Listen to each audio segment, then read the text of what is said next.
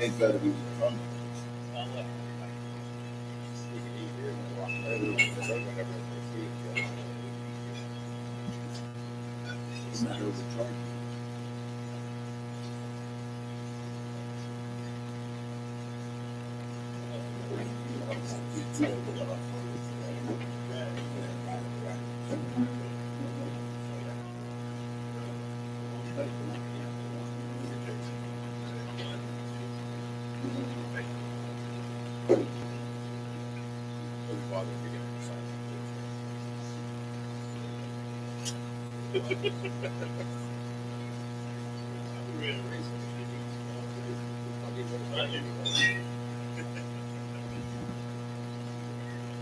Three weeks, huh?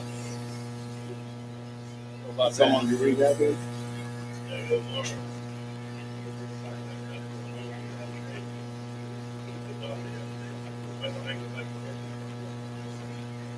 Push, man.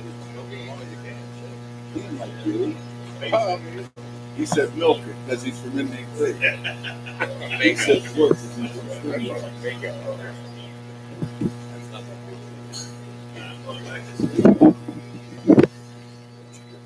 Should be around if you want to get a drink.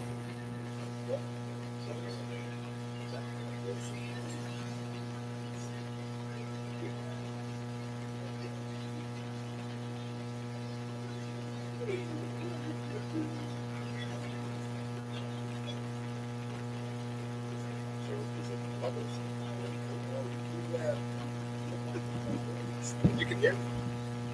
Oh, I forgot you could hear me.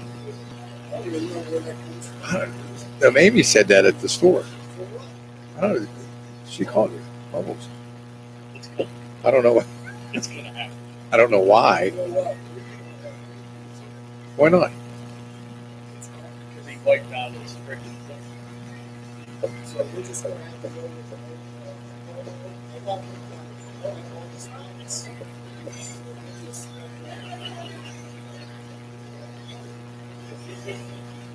We're just getting acquainted.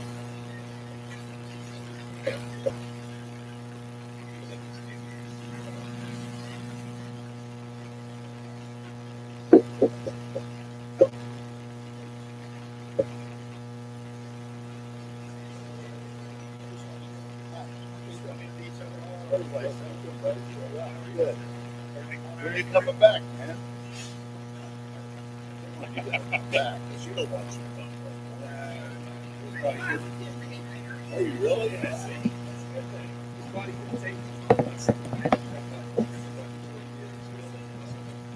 Good seeing you, man.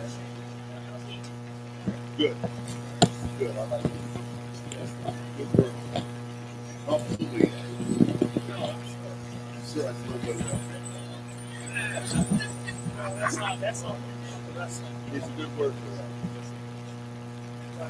I will. Let's go see guys. Yeah, they're right here on this chair. It's got to be after 6. Yeah, we're going already. Let's look that other side over. You've made the smart choice, the right choice. You're listening to the Sports Authority, Ohio Valley Sports Online. We appreciate you following us. Hit the follow button. And thanks again. Get your message heard by advertising with us, Ohio Valley Sports Online. Email us, ohiovalleysportsonline@gmail.com. I took mine off. And a very good Wednesday evening, everyone, and welcome to Bennigan's as Ohio Valley Sports Online, getting set for another season of high school football. We're broadcasting live here till 8 o'clock. 4 coaches on our agenda as we had last year, starting off with Steubenville Big Red head coach Reno Suckoch, to be followed by Indian Creek head coach Andrew Connor, Josh Franke from Toronto, and new coach Mr. Anthony Agresta. Tony Agresta, coming up at 7:30. But first, we start off with Reno Suckoch, coach. Hard to believe. I mean, last time we talked, football season was back in November or so, and it just goes by so quickly. And now here we are, one day away from the start of the 2019 season. So I guess we start at the beginning since the kids have reported. How's everything been going for you guys? So far, we started out really well. I mean, we had a great spring, and we had a great June and July, and then we sort of fizzled out. At the end of July, we gave them a week off, and hopefully we have fresh legs. I think that conditioning is very important, but I think that first game, whoever has the fresh legs has the best opportunity to win. So we pulled back a little bit this week, and hopefully it pays off tomorrow night. I know that, with all the consideration of how hot it is when kids are out there practicing, whether you have pads on or not, there's always that, the back of your mind. I mean, when do we give the kids breaks? Stuff. You see all these kids around the country are having difficulties with the heat and everything. How do you guys approach that as when your kids coming as to, when it's time to give them a break? How do you go about keeping an eye on that kind of stuff? We push them as hard as we can push them, but there's we only go 12-minute periods, and we have managers giving them water. It's just just as the practice is going on. When they're out and their friends, we alternate every 3 plays. So they go 3 hard plays, they're out for 3 hard plays, and they get water, and then we take a 1 or 2 minute break every 12 minutes. We have 12-minute sessions, and every 12 minutes, we drink water. And we tell them not to drink it fast, but drink as much as they want. But we still go as hard as we can go. Not physical contact, but conditioning. Mental conditioning. I think that. You don't see how good your team is until a little bit of adversity sets in. So we try to make adverse situations every period.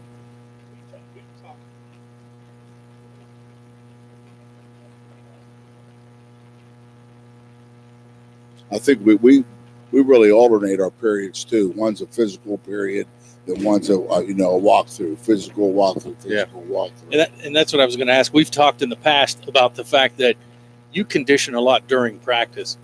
So, the end of practice doesn't have to be dedicated to that conditioning portion of things. But over the past, history, you handle 2-a-days a little bit different than most, where you keep them, you don't split up morning and afternoon. You keep them and just kind of go through that whole process. Keep them the whole time. Is it a time thing? Because I know in college they're allowed 20 hours a week with their players. Is it the same in high school? Not really, but we want to be done by noon because in June we go Monday, Tuesday, and Thursday for 2 hours. So they're there from 8 o'clock to 10 o'clock, and they're free on Monday, Tuesday, Thursday. They're free the rest of the week. In July we go 4 days, but every day we're done before noon. And even 2 days we start at 8, and they're done at noon. And my opinion is that I'd rather go an hour and a half as hard as we can go. Right. Give them a half hour off, then go another hour as hard as we can go. Right. Then they're done for the day. And we have a lot of kids at work, and being off at noon, the kids that don't work probably go home or go to the wave pool or whatever. But I try not to eat their summer up with football. Yeah. And as long as we're done by noon, I'm happy. We never practice on Friday till 2-a-days, Friday, Saturday, or Sunday until 2-a-days. So we go 2 Fridays during the summer and 2 Saturdays, and that's it. Plus, keeping them there a little longer. I mean, an hour and a half and then a half-hour break. It simulates more of a game situation than it would. We don't condition after practice. Right. We just practice as hard as we can go.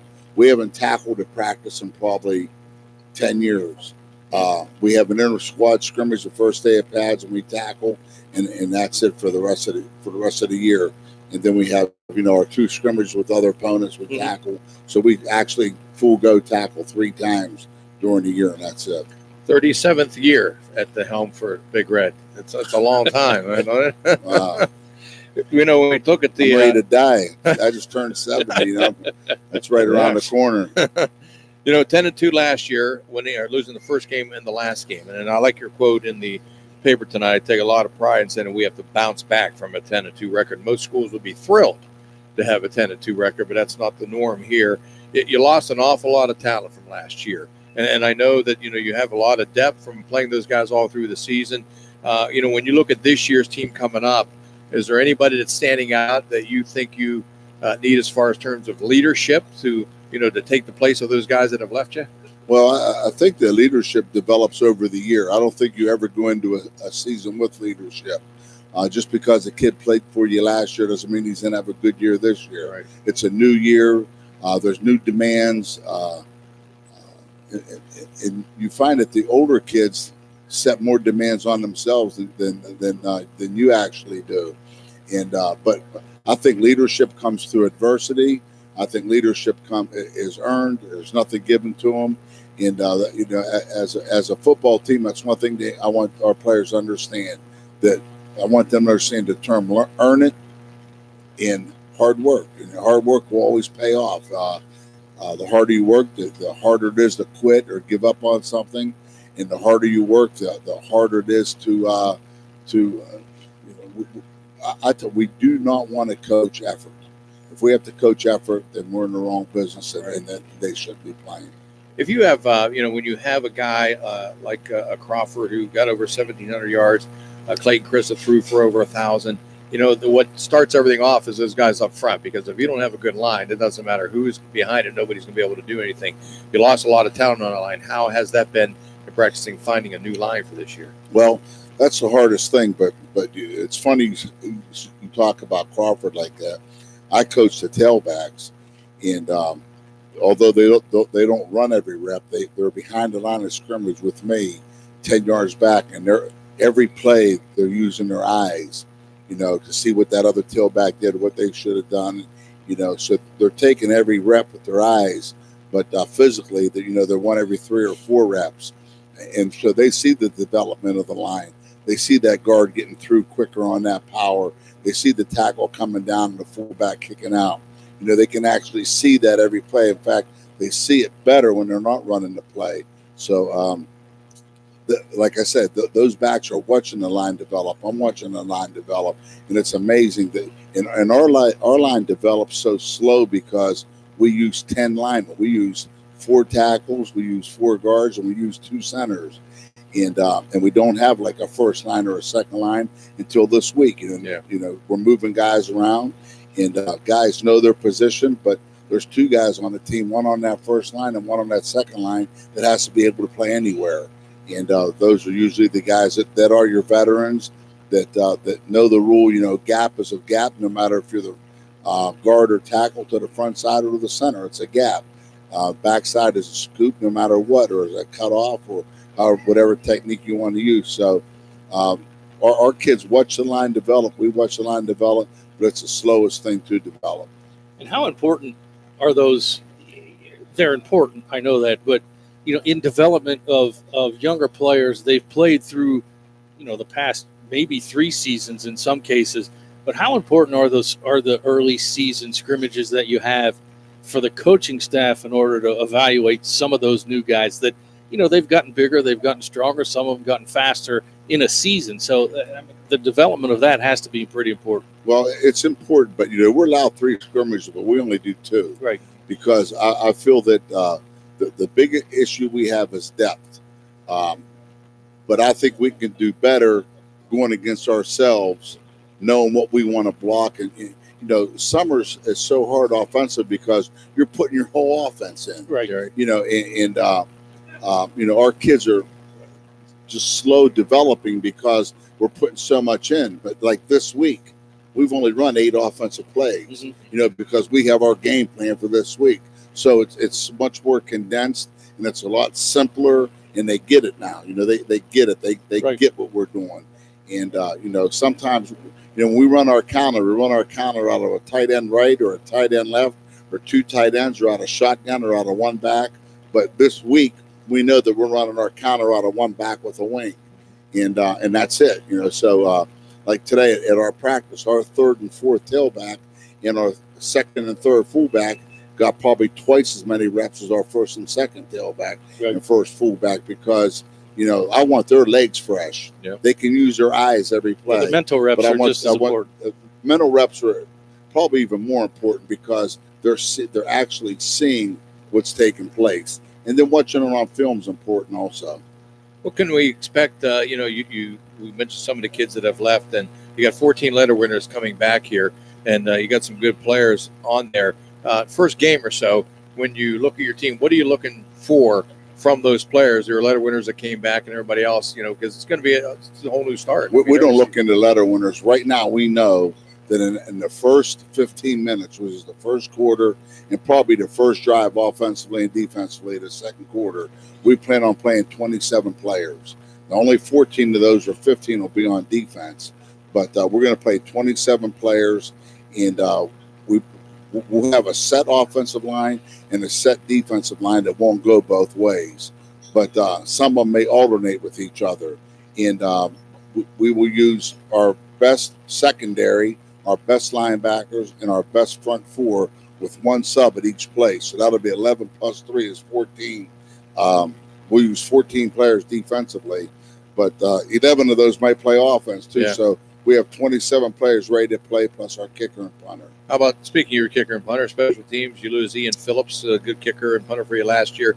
Who's looking to step up and man those positions? Well, right now our kicker is going to probably be Jared Roberts. We're hoping that Tanner Power is able to do our plates kicking on our extra points, but right now he'll just do the kicking off, and Jared will do the extra points and field goals, and then Randy Mitchell will do our punting along with David Tuttle, and we'll come up with one more punter before next week, but that's what we have going in the kicking game.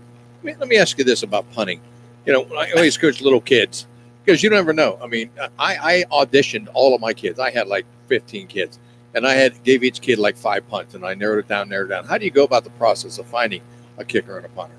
That's hard, but we don't use the word audition because audition is usually when you're in ballet and like dance, dance, like dance. But we have guys try out, so that's a word that we might use a little bit more than audition.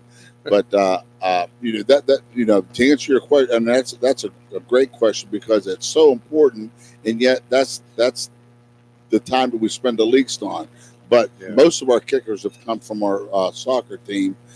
Coach Bowers and I have a pretty good relationship. In fact, I'm recruiting his son right now. His son's a fourth grader, and we have him coming to practice kick with us. Nice. And kicking is going to be his first sport, and soccer will be his second sport. I was always curious about that because we've seen teams where they can't even kick the ball from here to the wall. I'm like, how do you not find somebody else to kick? Well, right now we're not much better than that, but we will get better. Tanner's a very good swimmer. So he spent most of June and July traveling, swimming, and I really didn't, about 8 or 9 years ago, I told our kids, football doesn't have to be your favorite sport. Your favorite sport can be basketball or swimming, or you can belong to the pastime baseball. It's a self-proclaimed non-sport because they're a self-proclaimed national pastime. So that might be their favorite thing to do. Yeah. But football can also, be your second or third sport. And for Tanner, swimming's his first sport, and that's what he spends most of his time on. But right now, he's really focused on kicking. And like Ian Phillips, he was a really good soccer player, but he enjoyed kicking, and so we work it out with the soccer coach. Soccer's first, kicking second. But in Tanner's case, swimming's first and kicking second. Let's talk about your opponent tomorrow night. Taylor Alderdice comes to town. Anything you can tell them about? I know you're probably going out and seeing their scrimmages. Well, they opened last week against Kiski, and they lost 13-12. They have a really good receiver, but he dropped a pass on the 7-yard line wide open to win the game, and that was a crushing blow to them. But they won the Pittsburgh City League the last 2 years. Jerry Haslett, their coach, he's a very good coach. I mean, I've known him for a long time. He's good at what he does, and his brother was with the Steelers, and their kids are well coached, well disciplined, and they have a lot of speed. I think that's what I fear the most tomorrow night is speed. One thing you can say about speed, you have it or you chase it, and we can stop them for 75 plays, and they can hit 3 bombs on us. So we have to be on our toes every play. We have to be physical, and our pass rush has to be the key to ingredient to our defense tomorrow. Does it make a difference going into a game playing an opponent that's already played a game under the lights, game speed condition, as opposed to I think not playing a game. I think it's a big advantage, but we'll be prepared. We'll start the game out. We'll start the game out very deliberate and very slow, but just to get everybody in. That's why we want to play so many kids early, because I don't want a kid that we need in the third and fourth quarter to come in, and that's his first snap. So right now we can control who's going in the game. We can control what we're running by who's in the game, and I think that getting them in the game. And if it's a kid that's not ready to play, but we need him in there, then we put him in there at right guard or right tackle. As long as we know that we're running left or countering right, things of that nature. But if you put him in the third quarter, that's his first time in, and you need him. You're running your offense. Yeah. Right. You're running it without preparation. So what you're telling everybody, we're prepared right now. We know we're going to sub, and we know how we're going to sub. We know what plays we're going to do when we're subbing. So it's more organized early in the game, and I think it's very beneficial to not only us, but to the players that are going in the game. Yeah. So what you're telling everybody that's listening is, if it's a slow start, don't panic. Everything's going to be okay, right? I don't care if they panic or not. I mean, Is it difficult the first time? but that's out? what I love about coaching at Big Red. Our fans know the game, Oh yeah. and when you stink, they're going to let you know Oh, you yeah. stink. But and that's good. I'd rather be there than a place that just sitting in the stands and clapping like it just got Where done average is with that accepted too. right? Yeah, of course. And our fans are very knowledgeable and they want to win, and there's no patience. But like I said, I'd rather be there than a place that. No doubt. What have you liked the best out of your team so far coming up to this point? Not very much. I hope that changes tomorrow. What I really like is the hard work. They've gotten after it, and they've done extra. It's the hard work, but now the hard work is gone. Everybody worked hard. Now we have to execute. We have to use our technique. And remember, that's the first thing that fails you when you're tired is your technique. So that's why conditioning is so important. So we can use our technique a heck of a lot longer than they're using theirs. Well, we appreciate you stopping by, Coach. I know you got to go. Watch your grandson. Appreciate you having us. Yeah, but, for sure. By the way, Doc Georgia says to tell you hi. Tell him I He said couldn't hi. make it tonight. Tell him I said I have a grandson playing in 7th grade and 8th grade, and the one that was playing for us at high school, and the high school broke his arm. Yeah. But I have 2 granddaughters playing volleyball, one playing soccer. So me and my wife split up during Very good. You're all over during the the night. place. We're all over the place, but it's fun. It's a lot of fun. I'm glad they're participating. Yeah. I'd rather them do that than Sit at home and do Dan and nothing. his wife. They just sit around doing nothing all day. All right, Coach. Thanks a lot. Head Coach Reno All Suckoff right, to man. the We'll Big see Red. you. Coach's show has been brought to you by Fort Steuben Maintenance. Maintenance. Yes. You got them ready to go, Dan? All right, we'll take a break. Got a Back to you. sidewalk that All right. needs replaced, or maybe your All right. roof is leaking. How about some new windows? Who do you call? Fort Steuben Maintenance. That's who. Commercial or residential, they can handle most any project, big or small. They also do new construction and renovations. So get a free estimate by calling Fort Steuben Maintenance today and get them started on your next project. 740-283-4890 for Fort Steuben Maintenance. This internet broadcast is being brought to you by the AT&T Wireless High-Speed Data Network. It's 4G LTE, the fastest data network. Soon, 5G. Home wireless data is also available. See us at AT&T on Sunset.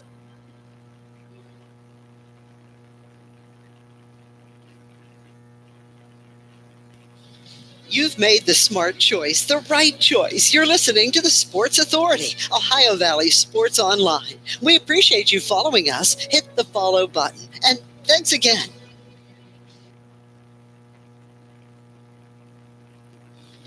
Get your message heard by advertising with us, Ohio Valley Sports Online. Email us, ohiovalleysportsonline@gmail.com. Now is the time of year to clean your home, so call Apollo Pro Cleaning and Restoration today. It's a toll-free call, 866-276-1418.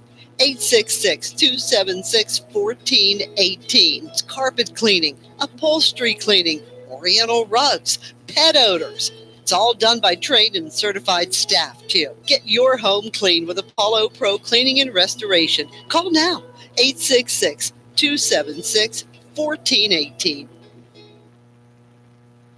This is Ohio Valley Sports Online, your connection to Ohio Valley Sports. Listen anywhere in the world from any connected device, smartphone, tablets, iPads, and computers. Ohio Valley Sports Online brings you live game action from the guys with over 50 years in radio sports broadcasting.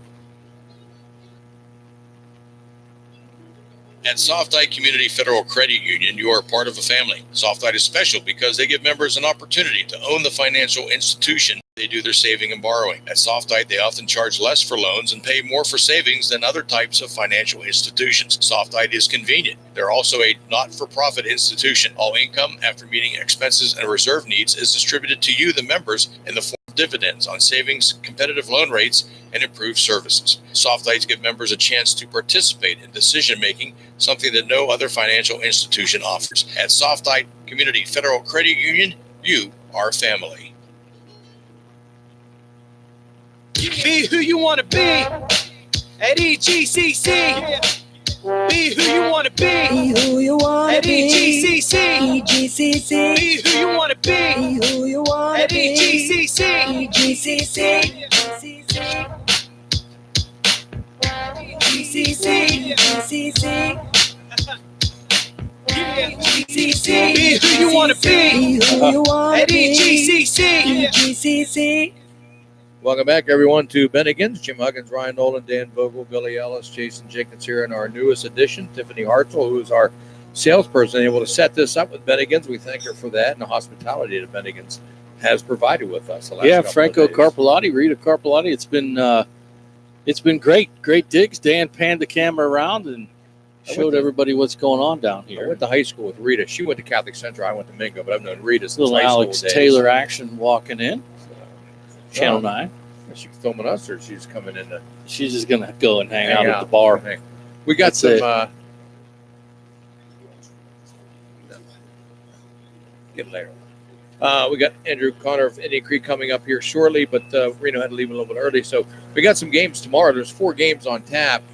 In fact, the Buckeye Local Panthers will travel to Barnesville.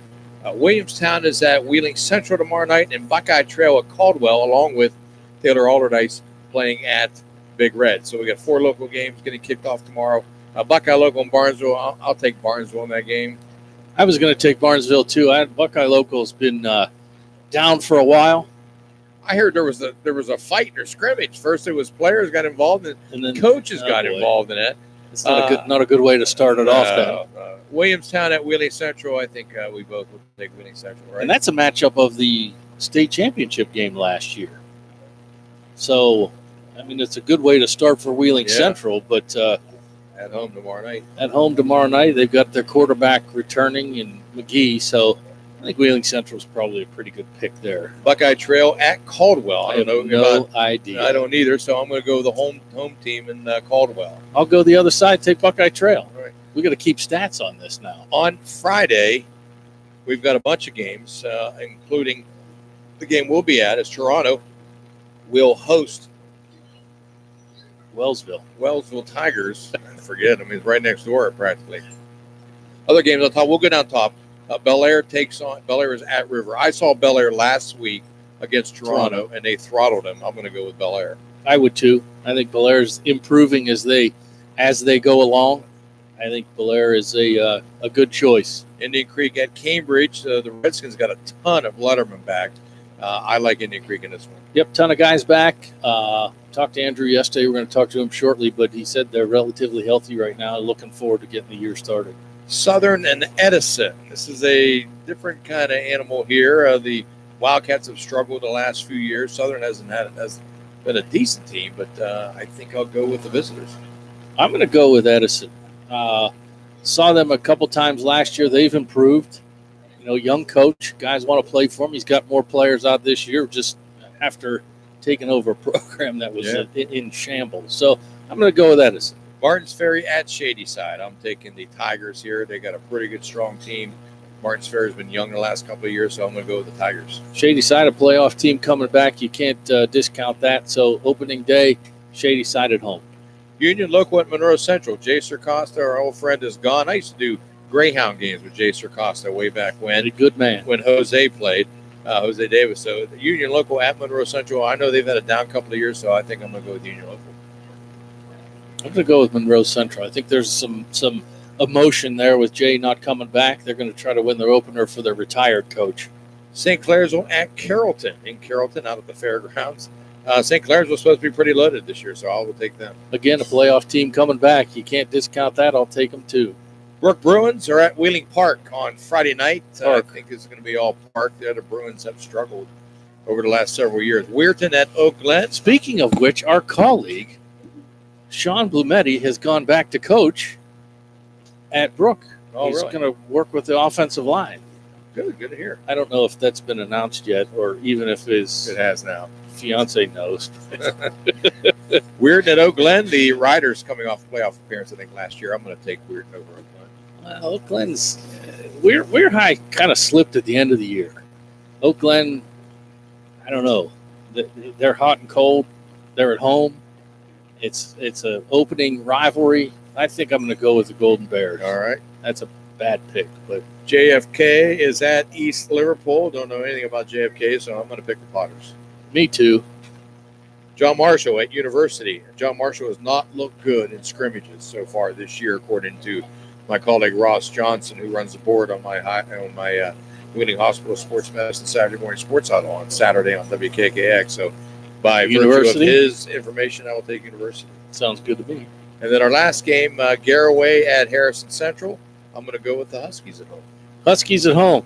Sounds like a good one. Don't know much about Garraway, but that'll do it for those picks. Yeah, so that's going on. Well, high school football, we have games on Thursday, Friday, and Saturday.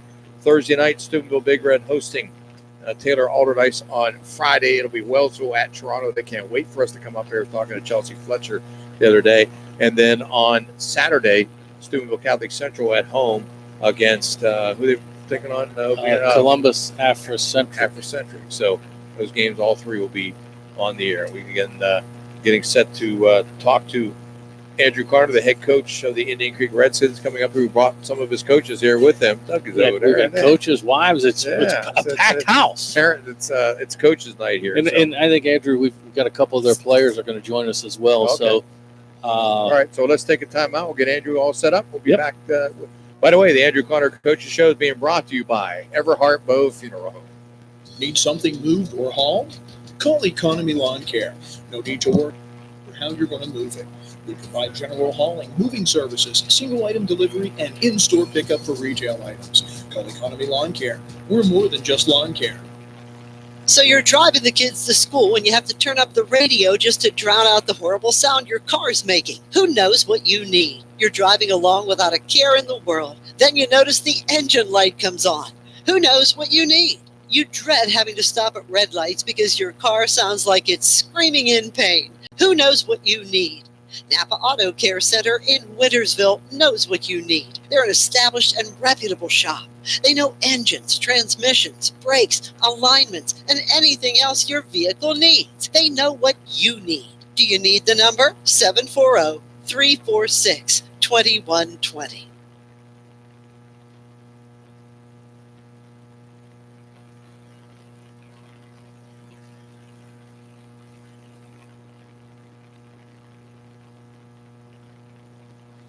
You've made the smart choice, the right choice. You're listening to the Sports Authority, Ohio Valley Sports Online. We appreciate you following us. Hit the follow button. And thanks again.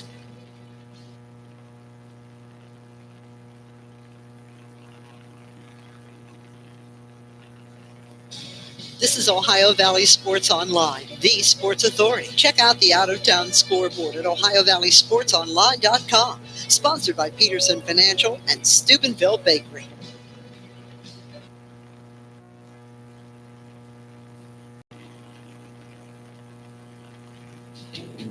When you need electrical work for your home or business, you need it done right the first time.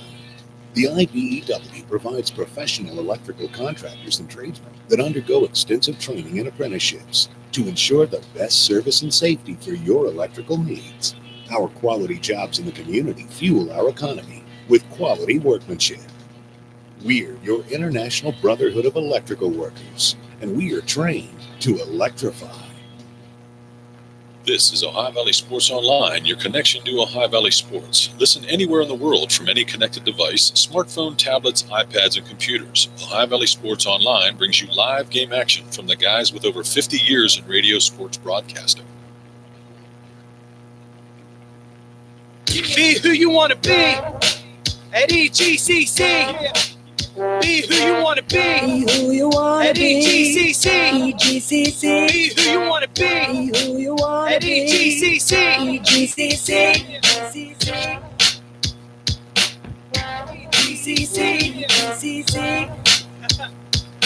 EGCC. Be who you want to be Be who you want at to be. EGCC. EGCC.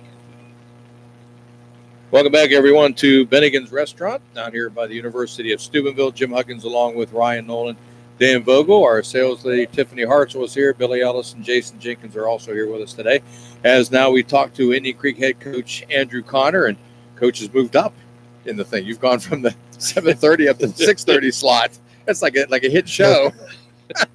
Sweeps week. I did. So, anyways, 8-2 last year.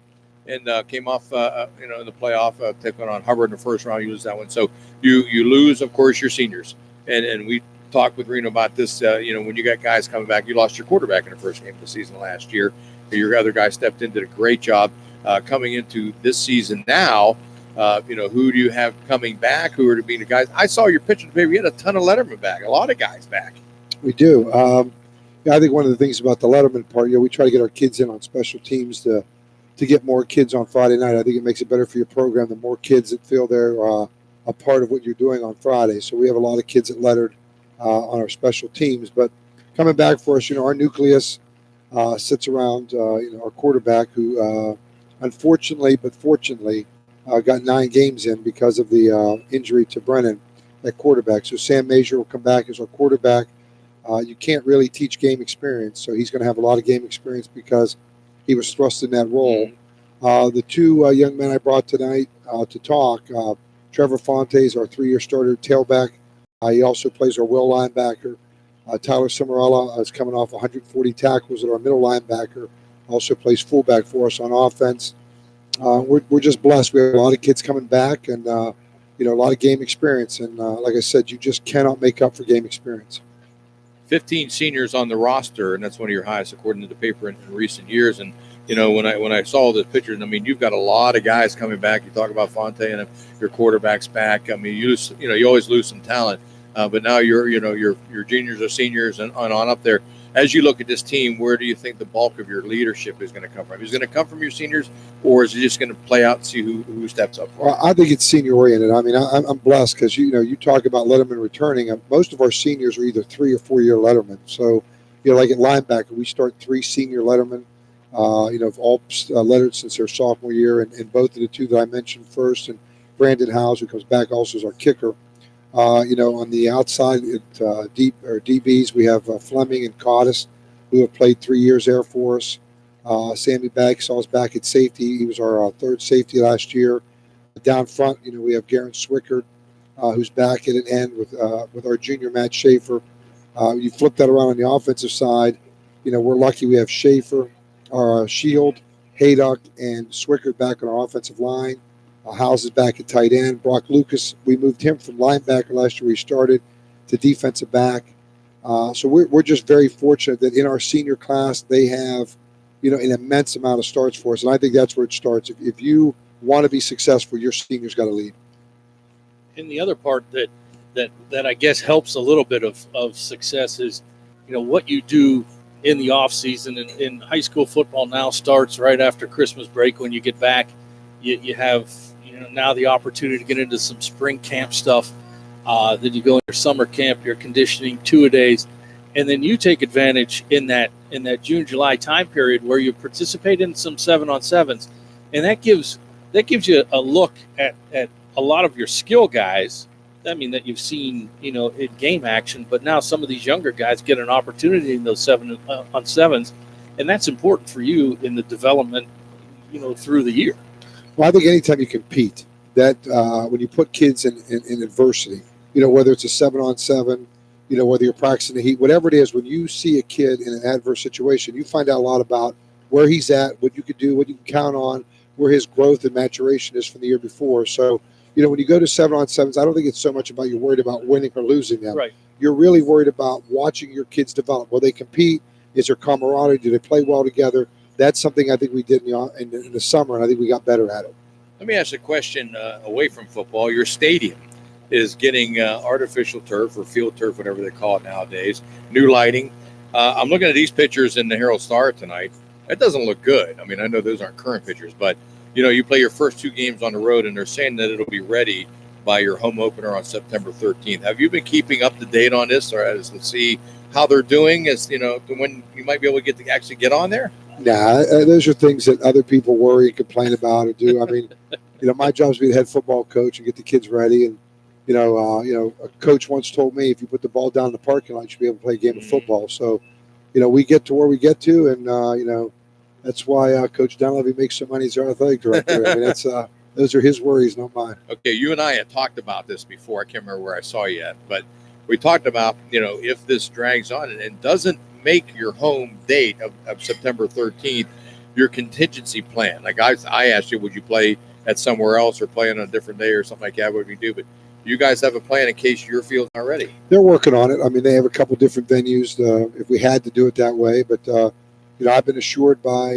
everybody above me and beyond my pay scale that everything is moving on and we'll be ready to play on that Friday night. So that's what I'm going by, and that's what we're sticking with. And if it doesn't happen, then, all the people above me will figure out a way for us to go play a football game somewhere else. Well, because you mentioned to me that, that's a home game for you. You don't want to lose that home game. So you're not going to go to Indian Valley, who is your week 3 opponent.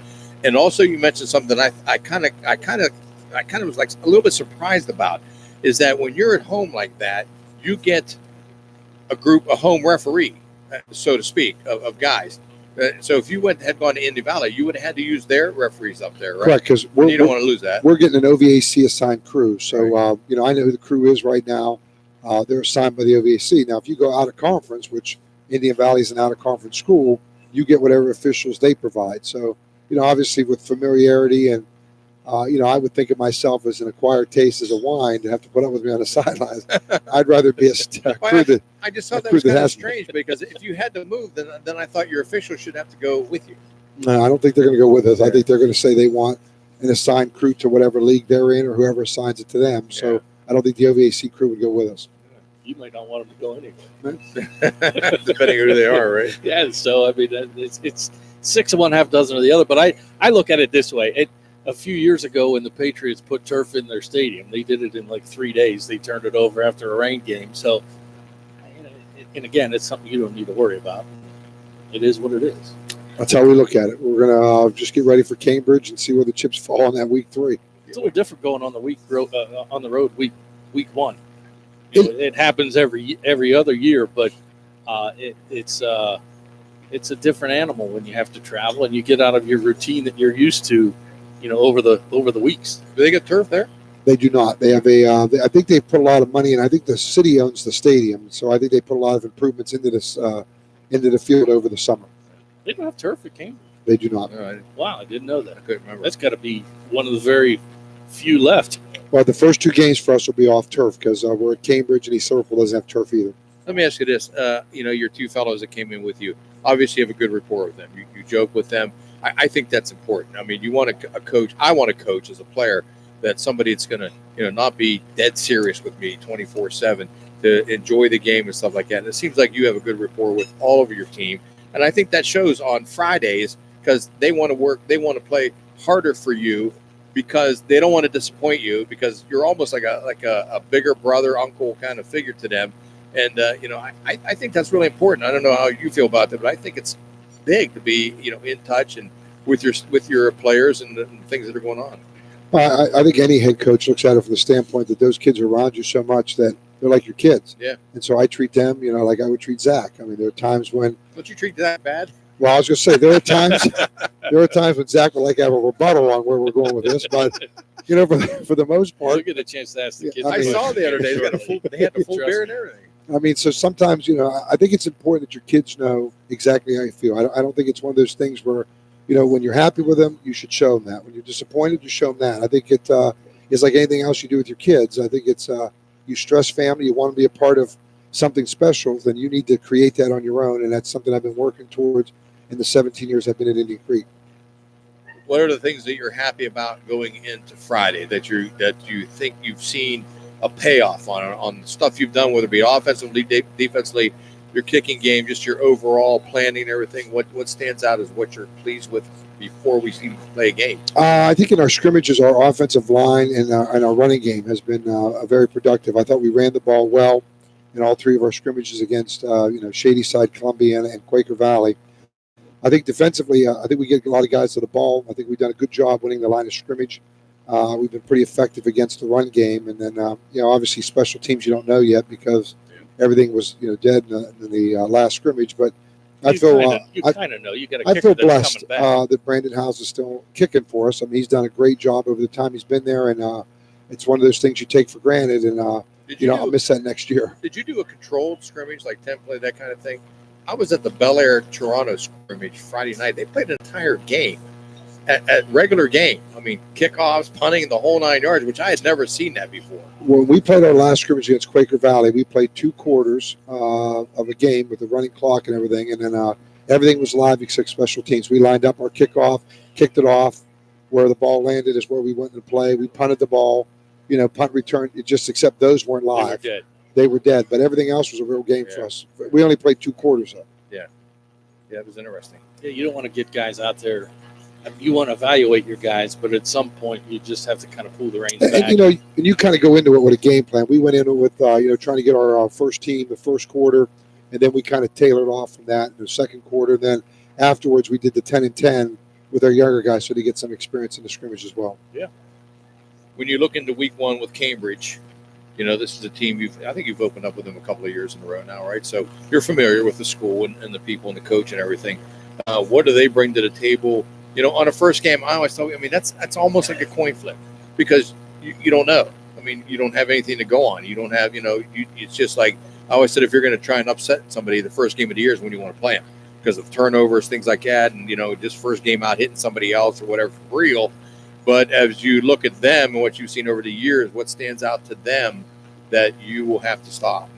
Well, they kind of switched their offense. We've seen all 3 of their scrimmages, 2 live and then all 3 on tape. They've gone to a wing tee, which, again, worries you a little bit because, not many schools today run a wing tee anymore. So that is something that we're a little nervous about. First time out watching that. We got lucky, though, that we picked up Quaker Valley in our last scrimmage, and they run the wing tee. So that was beneficial to us to see it live in a scrimmage. Now, the one thing about Cambridge, they come ready to play. I think Coach Lowry does a good job with his kids. And, they took it to us last year for 3 quarters. And, we needed a pretty good rally to come from behind and win. So I think our kids are aware of the fact that Cambridge will be ready for us. And if there's one game on their schedule they probably circled, it's our game because I'm sure they felt like they probably let that one get away from last year. Well, and it's an advantage, I guess, going in with a victory under your belt last year. You've got guys coming back after a decent season and making the playoffs. So, you kind of have to keep your guys under the reins, so to speak, in that first game because it is an emotional. It's an emotional kind of thing, and being able to control their emotions in that first game surely helps. It does. One thing is you've waited all this time. It's one of those things, especially when you're a senior. It's your first of everything. Oh, yeah. It's your first bus trip, your first game. And I think it's important to establish where you're going to be for the season. Nobody knows how anybody's going to be right now. And everybody expects to go undefeated. It's that first game that kind of sets the tone for what you're like and who you are and what you're going to, kind of lean back on as you go through the season. So, I think it's very important for our kids to, play controlled football and play with, a lot of energy. And then one thing we've always tried to play with is physicality. And I think that's what the kids did in their 3 scrimmages so far. Are you one of those guys that, first game, I got my first 20 plays scripted and, I'm going to do this regardless? Or, do you just say, go by the way you feel, when your team's out there on the field, what you seem like might work? Because a lot of guys like to say, I want my stuff all scripted out. But how do you approach like your opening quarter, your opening drives? Well, Coach Hammock puts our game plan together offensively, and he does game plan some of it, and then some of it is, reactionary upon what we're doing well. I mean, if we, we always try to script the first 5 to 10 plays, and then after that, it's basically if we feel like we are winning up front, then we're going to try to run the ball more. If we feel like, the few passes we've thrown in those early ones, there's some sort of weakness in their defense, we'll try to exploit that. So, I don't get caught up in that whole thing and we're going to run X amount of plays. Yeah. I mean, we're going to try to run right away what we see is beneficial to us before they fix it. On the road, when you go to play a team on the road, first game, second, it doesn't matter. When you go on there, you want to take out the home crowd. You want your fans involved and their fans not involved. So, you always want to get off to a fast start, get out to a lead, take their people out of the game, try and demoralize them right off the bat. How do you go about that on Friday? How do you punch first? Well, I think the one thing you try to do is just play within yourself. We told our kids when you try to make a big play, usually you do it, but it's for the other team. So, I think our biggest point for us is just to play the way we played through those first 3 scrimmages. Go out, execute what we've gone over, go through the game plan. We have a game plan put together, execute that to the best of our ability. I think the biggest thing you try to do early in the game is try to establish your physicality. I think if the other team says to themselves, hey, this team came ready to play. And I think high school kids, just like college or professional, they know which teams came to play and which teams didn't. And I think it's important, especially in the first game, to set the tone for how you want to play the rest of those 48 minutes. So that's going to be something that we stress, tomorrow in our walkthrough and obviously before we go out and play Cambridge on Friday night. We're going to take a break. We can. It's about almost a little bit past quarter till the hour. So tell you what, we'll take a timeout. We'll come back and talk with you for just a brief second, and then we'll get your 2 young players over here. We'll do them one at a time. So, yeah, we just put them, let Andrew go hang out with the other one and calm them down. So let's take a timeout. By the way, the Andrew Connor Coaches Show of Indian Creek High School is being brought to you by Everhart Bow Funeral Home. This is Ohio Valley Sports Online, your connection to Ohio Valley sports. Listen anywhere in the world from any connected device, smartphone, tablets, iPads, and computers. Ohio Valley Sports Online brings you live game action from the guys with over 50 years in radio sports broadcasting. In the past 73 years, stores have come and gone. One remains, the first family of furniture, Hauser Furniture. We are rooted in our community and continue to offer quality furniture. We're honest, hardworking, and dependable with unmatched selection, service, and pricing.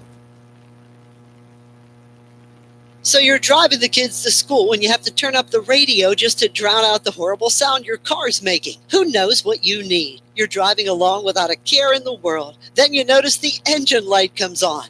Who knows what you need? You dread having to stop at red lights because your car sounds like it's screaming in pain. Who knows what you need?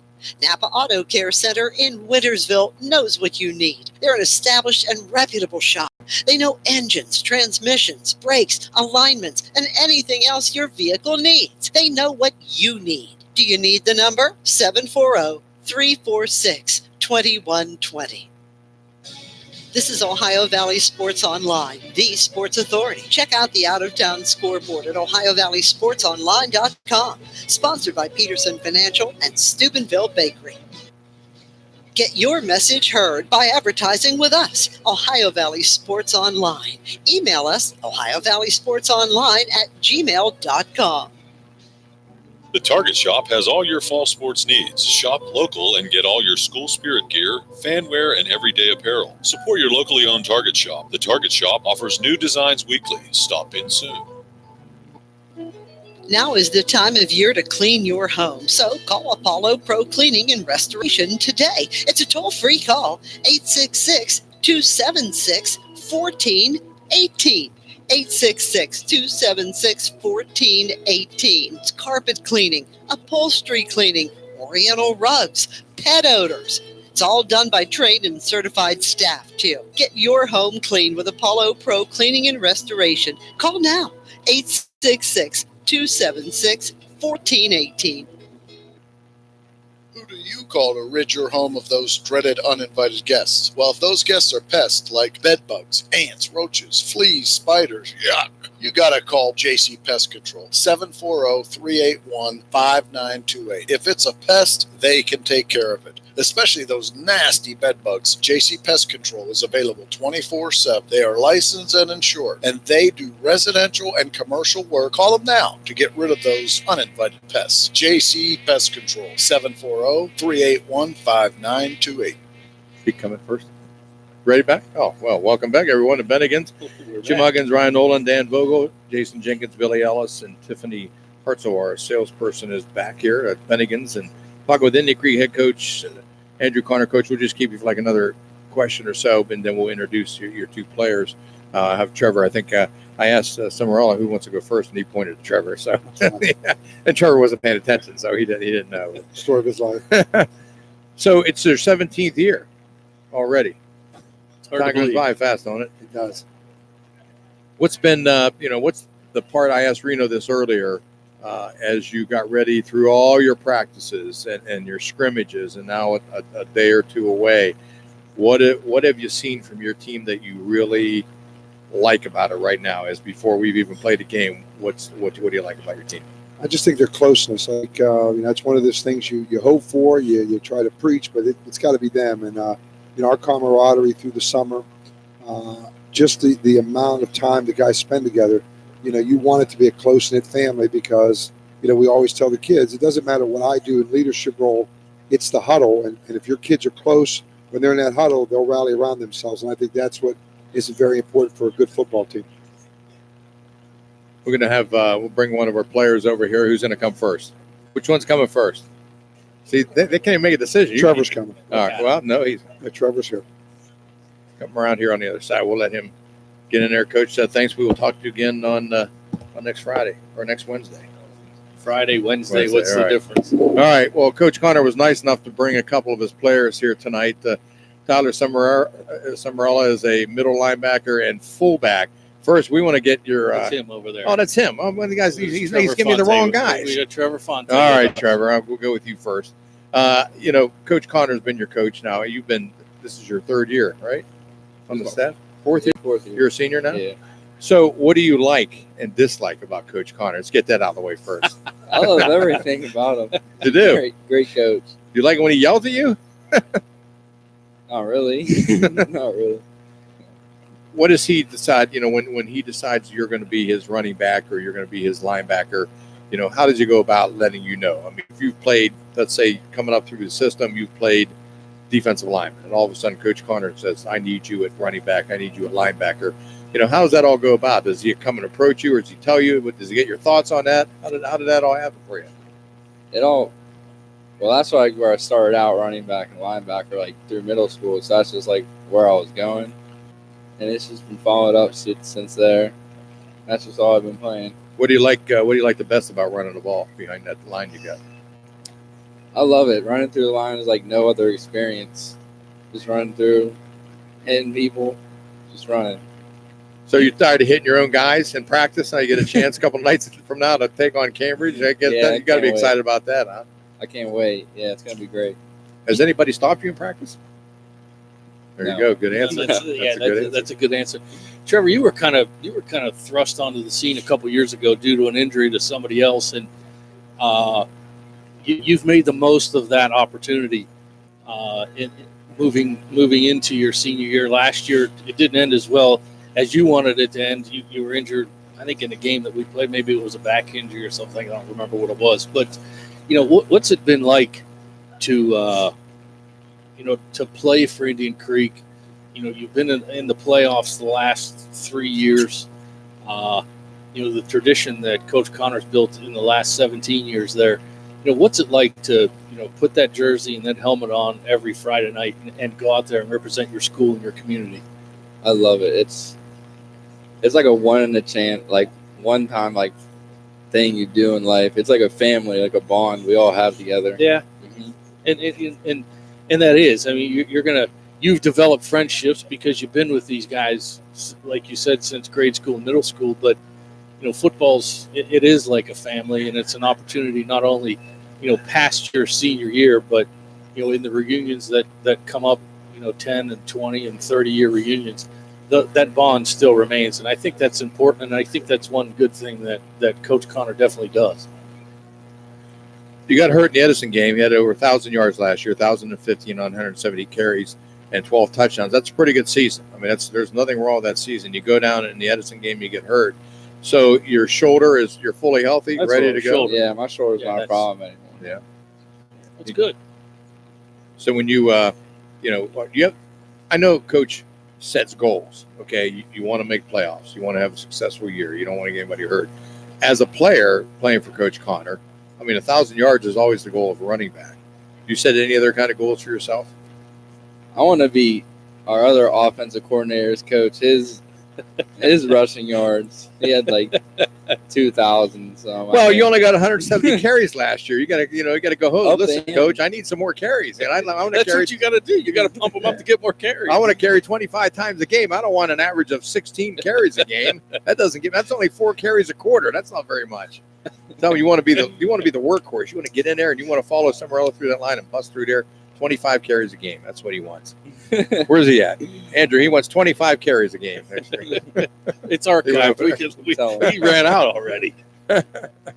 So you're looking forward. So on Friday night. So how do you go about when you have your team gets ready to come out of the locker room, and you're looking at he wants 25 carries a game this year, not 16.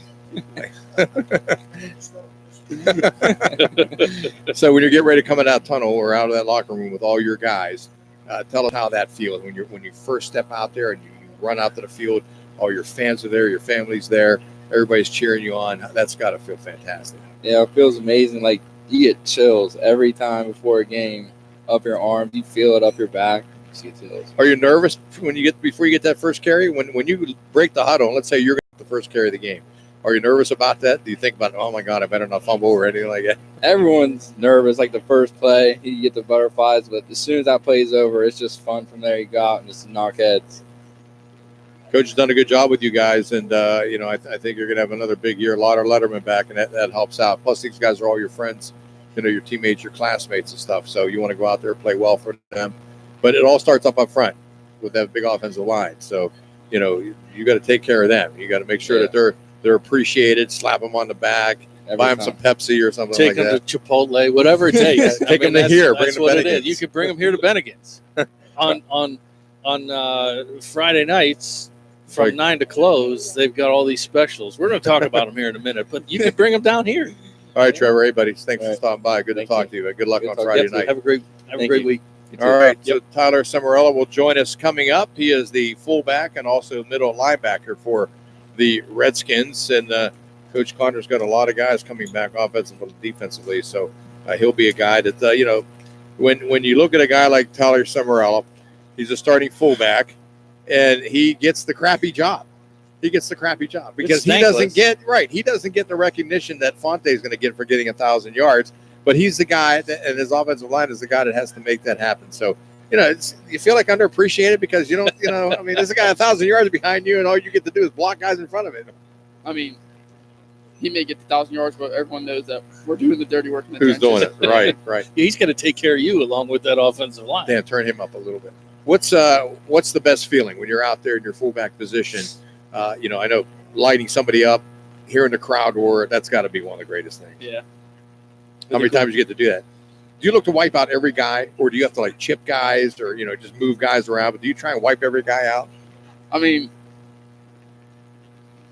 yeah. The favorite, if it's there, yeah, there. I mean, does he grade you on pancake blocks and stuff? He doesn't. He's not allowed to grade me. He hasn't gotten that privilege yet. The favorite, I'm sure that the favorite call in the huddle is when you know that an ISO is coming. I think that kind of gets your blood going a little bit. Yeah. As a fullback, that's what you want. Mm-hmm. Or the fact that there might be a situation where you catch a pass out of the backfield. Yeah, happened a few times. I think that when you look at your positions, being the fullback and middle linebacker, you actually are in the positions there to inflict those damage of anybody on the football team on both sides. As a fullback, blocking for your tailback, and as a middle linebacker, looking to blow up plays and then knock down running backs. I mean, you get the opposition's middle linebacker wants to destroy your running back, and you want to go after that team's running back. So you get to see both perspectives. How do you approach that? I mean, do you have any kind of different mindset, or you just look to see wipe out whoever's in front of you? Usually on defense, whoever has the ball. Right. Yep. Does he give you free reign to chase after anybody on the field? Yeah, pretty much. Yeah. Pretty nice, man. Is it an advantage? You know, you play the fullback position, so you know where the play is developing offensively. But on the defensive side of the ball, you know, it's an opportunity for you to kind of, you know, put together that game plan that you know already offensively. Does it give you an advantage on the defensive side, kind of knowing where that might be going? Well, I mean, a little bit, because you see like how our line runs it, and shouldn't our line, like, you know, the starting guys, so their starting guys right should be pretty similar. Right.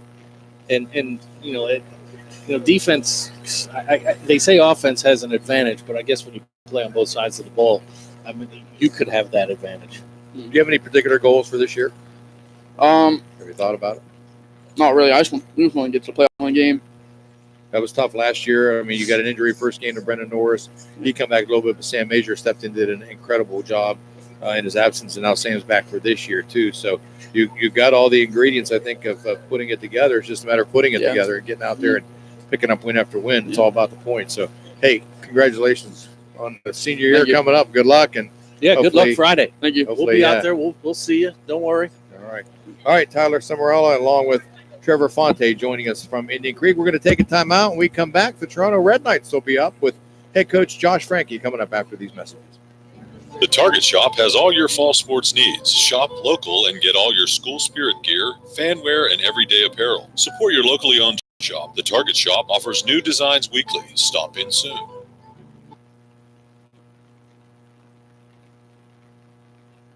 Have you ever had one of those days where you wake up, your car won't start, and you're leaving for a family vacation tomorrow? Now what?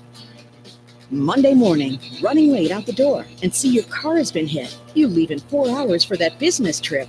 Now what? Your best friend's wedding is in 2 days, and your back seat looks like your child has been living there. Now what? Hertz Thrifty Car Rental and Detailing on Sunset Boulevard can solve these problems and keep you moving. Get your message heard by advertising with us, Ohio Valley Sports Online. Email us, ohiovalleysportsonline@gmail.com. Got a sidewalk that needs replaced, or maybe your roof is leaking? How about some new windows? Who do you call? Fort Steuben Maintenance, that's who. Commercial or residential, they can handle most any project, big or small. They also do new construction and renovations. So get a free estimate by calling Fort Steuben Maintenance today and get them started on your next project. 740-283-4890 for Fort Steuben Maintenance. Well, we're back to Bennigan's in Steubenville, and we have to thank Bennigan's for all of their hospitality. It's our first year here at Bennigan's, and it's been great. And folks, if you want to stop here at Bennigan's Monday through Friday from 3 to 6 daily, and then 9 to close daily, they've got $5 bar bites, hot and blue pub fries, Irish fries, Mac and Jack brew bites, cheddar stuffed jalapeno poppers, Rio Grande dip, chili con queso with chips and fried mushrooms. That is daily from 3 to 6, Monday through Friday, and then 9 to close. So stop down here to Bennigan's. We've got Jordan, who's our fantastic hostess this afternoon and evening, and Dano turning the dials, and we are joined by Toronto head coach Josh Franke. Hi, man, Josh. Good. How are you doing, man? I'm doing good. Josh brought a couple of guys with him, and just having him write down these guys' names so we know who we'll be talking to. Sure, and yeah. Move us up by a couple closer to you. Get a little closer. There we go. How's things going? Yeah. Hey, man, it's game week. It's like I told my wife riding up here. I'm like, well, I'm being pulled 100 million different ways, and everything's chaos. And this is probably why I don't have high blood pressure, because I've learned to live in this atmosphere. I haven't. I got enough for both of us. Hey, I had a chance to catch you guys on Friday night against Bel Air. And when you mentioned, you and I were talking before, that they brought an awful lot of guys with them. And, this is a team that 8-4, I think it was last year. And, they have a good program. For a while, they were down. After Coach Magistro left, they were down a little bit. Right. Looks like they've turned it back under Coach Spignorelli. Right. But what did you find out about your team on Friday night? Well, it's like I just told you. I mean, we're standing there out front of the locker room, and they pull up with 3 buses and 71 kids, and I, kind of look, I'm a little wide-eyed, and I'm like, oh, okay, this is going to be fun. Well, here we go. Right. So, I think I don't think we did bad against them. We were able to move the ball at times. Defensively, we got a couple stops at times, and like you said, they're a really, really good football team. The Division 4, 8-4 last year, made a run in the playoffs, played Martins Ferry really well, and I told our guys, I said, guys, you have nothing to be ashamed of. You are a Division 7 football team, and you just, you played well against a Division 4, 8-4 team. I said, this is going to continue with the trend of let's play some guys that are a little bit bigger than us, a little bit better than us. That it's only going to make you better. It's kind of like that mentality of little brother is always the toughest brother of them all because he kind of gets pushed around by big brother. You know what I mean? Under everybody's skin. Right. So, that's kind of how we look at it. We don't play anybody on our schedule that's as big as Bel Air or posted a record like Bel Air. And I think it's only going to make us better. It's your second year at the helm. So what has been the expectations, whatever, from last year to this year? Things I'm sure have to be a lot smoother because you've been with the family of Toronto now for the year. You were a graduate of Toronto, but your first season's under your belt, and what's been the best thing now about coming up for year two? Just like what you said. I mean, everything's run smoother. We have guys that know what they're doing. They're able to take control of what's going on, what's happening offensively, defensively. They've been a year in the system, and anytime that you're a year in the system, you get the terminology down, you get the alignments and the formations down, things like that. And you can just kind of like from day one, you're going. You know what I mean? And plus, we had a whole offseason. Getting the job last year in June, That's what I was going to mention. Yeah, I felt we were a little behind a little bit. We were trying to play catch up with everybody else. So over the offseason, we were able to have some, we call them hog calls, where it's a lot of chalked up with our line and how to block different fronts. And then we had a QB school on Sunday nights where everyone from second grade to our seniors in high school that are quarterbacks were able to come Sunday night and go through some mechanics and footwork, stuff like that, things that you need to play the quarterback position, some of the mental reps, I guess, playing quarterback. So it's been really, really good to have that whole off season, have a year under the system where kids know everything, and it's just helped everything go a little bit smoother. Last year we had the whole thing going around with Nate Carafa. Right. Is he going to play? Is he not going to play? Is he going to play this week? Is he not going to play? We stopped mentioning it. Yeah, we like still mention it now. Right. Well, I mean, that's all in the past now. Right. So now you get to finally move forward out of the shadow of that hanging over you every week to week. So now you have Caleb Lazier as your quarterback, who got a lot of experience, played 5 games last year for you. So as you look, how has been the progression of him from last year having to come in and play to where he has the controls? It's so different. He is almost a different person. And I think, he's developed physically as a better quarterback. Arms gotten a little stronger, a little bit more accurate. But the biggest improvement we've seen is the psychological and mental aspect of playing quarterback. It's when he's out there. Last year, I never got the feeling last year when he was playing that, he had control of the offense. It was kind of like, we're running, we're playing, and it's you're hoping the next play is going to be a good play. And this year, seeing him out there in some of these scrimmages and in practice, he has control of it. He grasps everything that we're trying to accomplish. He's making audibles at the line. He's calling his pass protections correctly. He's making sure people are aligned in the proper position. And the mental aspect for him, he has grown tremendously. And we're really looking forward to him having a really good season. And you went, kind of expanding a little bit on that, his maturation process and the process, being able to have that complete and total off season. You guys took a trip south and participated in a 7-on-7 or several 7-on-7s down there. What brought that about, and how to go? Well, the biggest thing for me is, today's world. We're in a society where football has almost become a year-long thing. You're working out in the off season. You're going to camps. You're going to combines, and your 7-on-7 season, regular season. It's just constant all year, and you do all that to play 10 football games. And when you look at today's generation, you look at today's society, that's not a lot of incentive to play football. So we're trying to create incentives for these kids to come out and play football. We're a small school, and we need every athlete in that school to be playing football. And you're not going to do that just by saying, hey, we're going to go play 10 games and we're going to hope that we're good. And we need to do other things. Right. And one of those things where, let's take a trip somewhere, a destination 7-on-7, we called it, where they're able to participate with different guys from a different area, see football from a different state, and spend some time together and get that bonding experience as well. Of course. And that's kind of what the whole mentality was let's take these kids somewhere, let's have some fun, because at the end of the day, football's supposed to be about fun. And I'm always telling our guys that they need to use football as a vehicle to take them other places. And that's what we're trying to get across. Let's go down to Myrtle Beach. Let's spend a week there. Let's go to the beach. Let's hang out as a team, and let's play some different competition from another state and have some fun doing it. And that's exactly what I think we accomplished. Yeah, and it's number one. It's important for bonding, right? Absolutely. And it's important for you to be able to evaluate that talent. Last year, you finished the year at 4-6, but even in week 10, you were knocking on the door of the playoffs. Right. Basketball made a run in the playoffs. We all know what happened with baseball winning the state championship. Right. So expectations to you, expectations for football. There's not a whole lot of pressure on you right now, is there? No, man, not at all. No pressure whatsoever.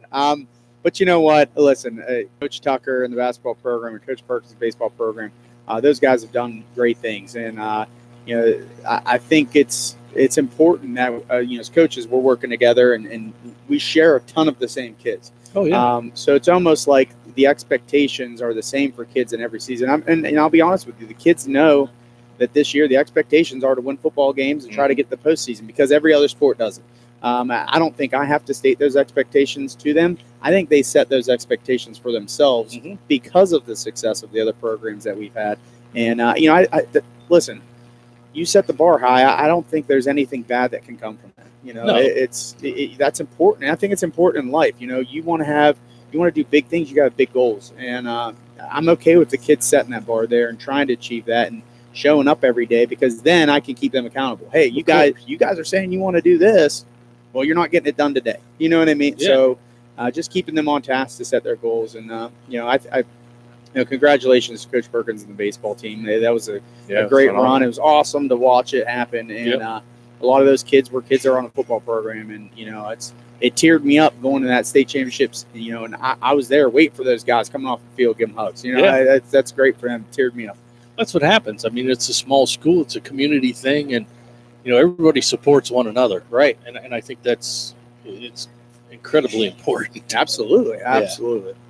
When you had your scrimmage against Bel Air and, when you have a chance now to look back and before your first game and to see what were the things that you liked about the squad before this first game, and what are some of the things that you weren't happy about? What I think our defense, I'll put our defense up against anybody's defense in the area. I think they played really well, and like Bel Air is very talented. I mean, that tailback Cole Porter, he's going to go somewhere and play some football. And they got one on us on a screen on a long pat, a long down, which we were blitzing in. Probably shouldn't have been in that blitz, but other than that, I thought defensively we played pretty well against those guys.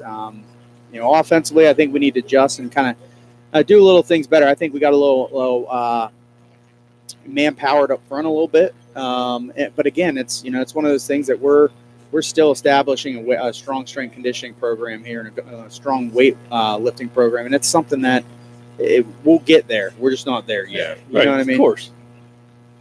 What's coming into week 1? You're playing who? Wellsville. Yep, right up the street from you, practically. What does the Wellsville Tigers present problem-wise to you? What can you tell us about them? Anything? The biggest problem, I guess, the thing that keeps me up at night is they have number 23 is Justin Wright. He is the 100 meter dash state champion. Wow. Ran the 100 meters in a 10.57. Anytime you got a kid that can run a 10.57 100 meter dash, makes you a little nervous. That's quick. That's quick. We don't have any 10.57 kids on our roster, so. And they play him all over the place. They'll put him in the slot. They'll single him up as a receiver backside. They'll put him at tailback. We're expecting them to do some wildcat with him. Are you going to shadow him the whole game? You're going to know where he's at? We have a couple different things. Depending on where he lines up, what position he lines up in, we have a couple of different things. We're going to try to corral him and maintain him. So it really is just what they give us. But we definitely put it this way: every single kid on our team knows you need to know where number 23 is at all times. Okay, and I'm probably going to guess he returns kicks too. He does return kicks. We haven't received or seen him return any punts, but we're ready for that as well. So. Well, I mean you may have to up the penalty number in week one. Just kick it out of bounds and just let them start. Right. Wherever it is, Right. and let your defense play. So, Pop it up, right? Right. So we have the two. We've crossed. I believe we've crossed our T's and dotted our I's as far as game planning around him and making sure we pay enough attention to him. But at the same time, it's like I've told my kids, it's one guy, and Right. they have 10 other guys on that football field. So one guy's not going to make it happen by himself. Everyone, we're going to make other people beat us. We're going to make other people on that team beat us. So we're not going to let him beat us. Yeah, one's never beaten 11. Yeah. Right. Exactly. Yeah. What's let's say it's like somebody like Superman or something. That's true. But when you have your opening game, what are the things that you want to do from opening kickoff? Let's say for like the first quarter, what do you want to establish? You want to establish your run. You want to establish your pass. You want to try and knock it down your throat. You want to go fast, go slow. What's your game plan for the early part of the game?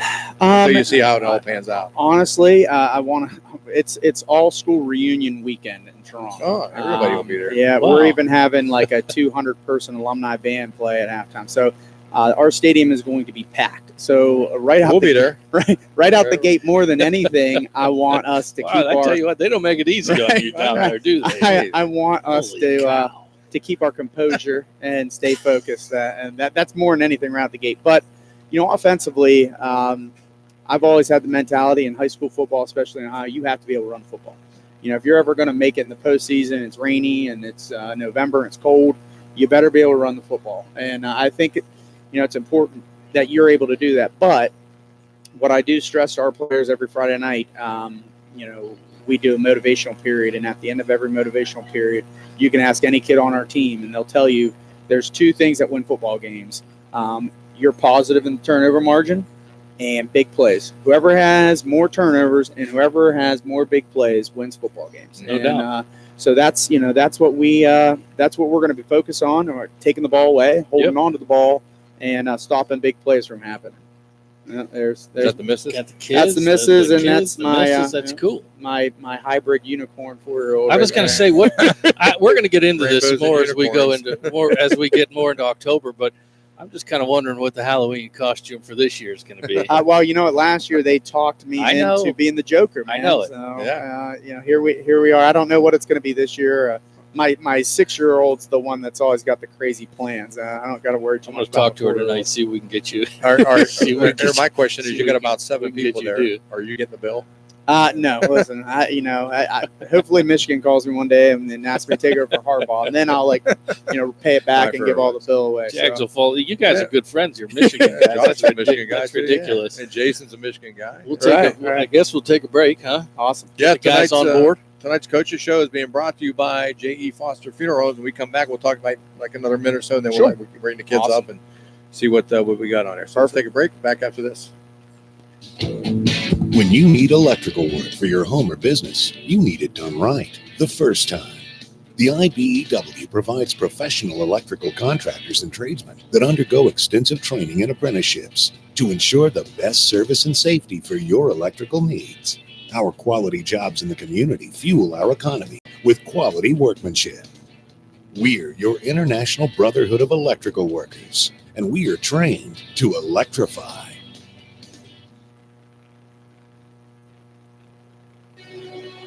This internet broadcast is being brought to you by the AT&T Wireless High-Speed Data Network. 4G LTE, the fastest data network. Soon, 5G. Home wireless data is also available. See us at AT&T on Sunset. So you're driving the kids to school and you have to turn up the radio just to drown out the horrible sound your car's making. Who knows what you need? You're driving along without a care in the world. Then you notice the engine light comes on. Who knows what you need? You dread having to stop at red lights because your car sounds like it's screaming in pain. Who knows what you need? Napa Auto Care Center in Wintersville knows what you need. They're an established and reputable shop.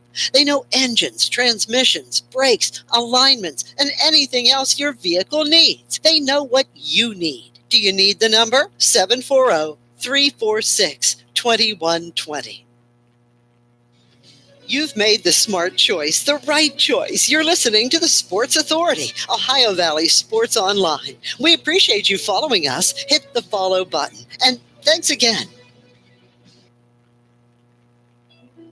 At Softite Community Federal Credit Union, you are part of a family. Softite is special because they give members an opportunity to own the financial institution where they do their saving and borrowing. At Softite, they often charge less for loans and pay more for savings than other types of financial institutions. Softite is convenient. They're also a not-for-profit institution. All income, after meeting expenses and reserve needs, is distributed to you, the members, in the form of dividends on savings, competitive loan rates, and improved services. Softites give members a chance to participate in decision-making, something that no other financial institution offers. At Softite Community Federal Credit Union, you are family. In the past 73 years, stores have come and gone. One remains, the first family of furniture of Hauser Furniture. We are rooted in our community and continue to offer quality furniture. We're honest, hardworking, and dependable with unmatched selection, service, and pricing. Be who you want to be at EGCC. Be who you want to be. Be who you want at to be. EGCC. EGCC. Be who you want to be. Be who you want at to be. EGCC. EGCC. EGCC. EGCC. EGCC. Be who you want to be. Be who you want at to be. EGCC. EGCC. Jameson and Aaliyah both agree. Nothing beats the Serta Eye Comfort Series from Village Sleep Center, your neighborhood destination for all things sleep. Shop the Petrella Brothers Village Sleep Center, Sunset Boulevard, Steubenville, where we take sleep seriously.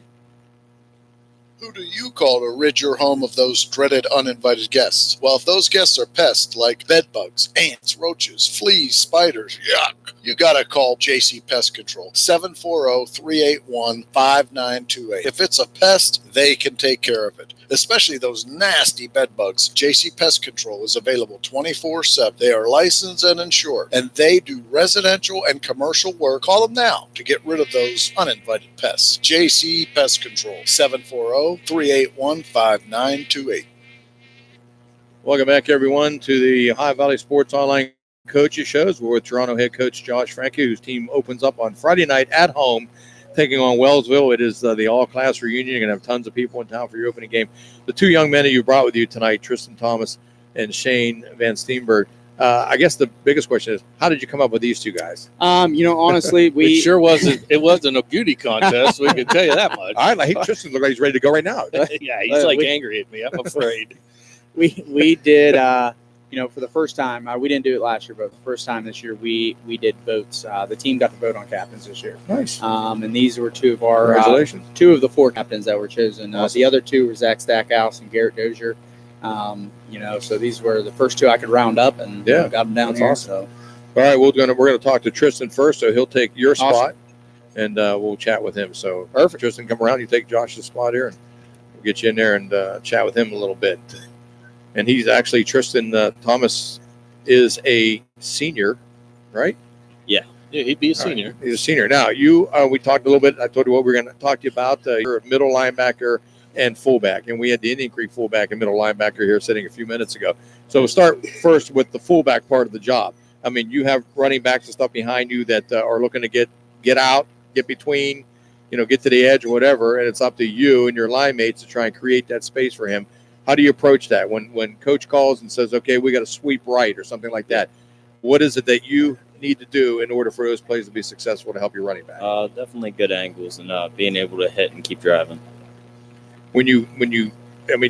Does it matter to you whether you have to chip a guy or come full bore into him? Would you rather just wipe a guy out, right? Wouldn't you? Well, yeah, because that'll get the crowd fired up too. Yeah. Right? Your Jackson's all about this wiping guys out stuff. I'm just about the violence of the game is what it comes down to. I got hit so many times when I was at Mingo. I thought I was on Route 7 by the time the game was just got to run over. Well, I mean, you have to have a different mentality as a fullback and linebacker. I mean, you have to play with bad intentions, and that's not. People hear that and they're like, well, that's not really how it should be, but it is, and you have to have that mentality. It's a different breed. Just like an offensive lineman or a defensive lineman, you have to have a mentality that you're giving to your team, but especially in the offensive side of the ball, you're giving to your team, and you're not really rewarded a whole lot. Yeah. So it's it's important to be able to keep that mindset to be successful at that position. Yes, sir. Yeah, with Shane and you, that you're on. He's on the line. He's out there blocking in front of you. You're out there blocking in front of your running back. I mean, when it comes down to it, if you don't have that blocking by those combinations of guys and you, no play's going to work. Your passing game's not going to flourish. You're not going to give your guy time to throw the ball. You're not going to be able to break open the hole. So when play is called, for let's say it's going to be a running back up along between tackle right and the left or right and left tackle. Right guard, right tackle. I'll get it right third or fourth time. And you know what you got to do. Okay, the play is processed by you, and you know what you got to do. How do you go about getting ready? You counts on two. What's going through your mind before the snap of that ball before you go? I would say definitely factor in the person's speed on the line would be a big factor in it. Keep my right shoulder in, get the head on the inside, and drive them out. Doesn't matter who's coming, and if there's a blitz or anything like that, do you even worry about who's out there, or are you just going to go get your assigned guy? Mostly get my assigned guy unless he crosses my face, and I'm going to pick him up. Absolutely. Okay, let's talk about defensively. Now you're the attacker. Okay, Yeah. As a fullback, you're trying to attack offensively, knock guys out of the way, or pick up a blitz or something like that. As a middle linebacker, to where you're the attacker, how do you go about switching that? From being defensive, blocking for guys, to being offensively coming at a guy. Oh, I definitely know that it makes it more complicated when a defensive guy is there in time and he's able to clog a hole or read his guards and plug that hole. That would definitely help on defense. And which position you like better? Middle linebacker. Get to do more hitting there, right? Yeah. You don't get to absorb the hits as a fullback. Yeah. As the middle linebacker, you give the hits. So as that Mike linebacker, middle linebacker, whatever you want to call it, are the defensive calls on the field your responsibility? Yes, sir. Yeah.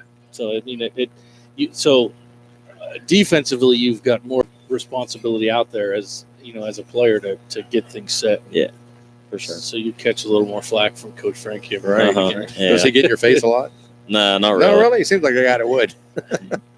What's it been like? I mean, what's it been like now? Coach Franke came in in June last year, so you guys really didn't have a full season with him. But now that you've had a full off season, preseason or spring, and now getting into the season, how has it been any different than it was last year? Yeah, drastically better. It's definitely made an impact because we don't have to waste as much time on learning our plays and practice. We just know the plays, we get into it, and we're able to just run through all of them. So, all right, Tristan. Well, good luck. We're going to get Shane in here, talk with him about playing, but appreciate the time. Good luck this year. One of the hogs. We're going to get one of the hogs in here. Friday night, I want to call your name a lot, so be active out there. That's what I like to hear. Yeah, I will. You will. I like it. There's will. confidence. All right, man. That's what you like to hear.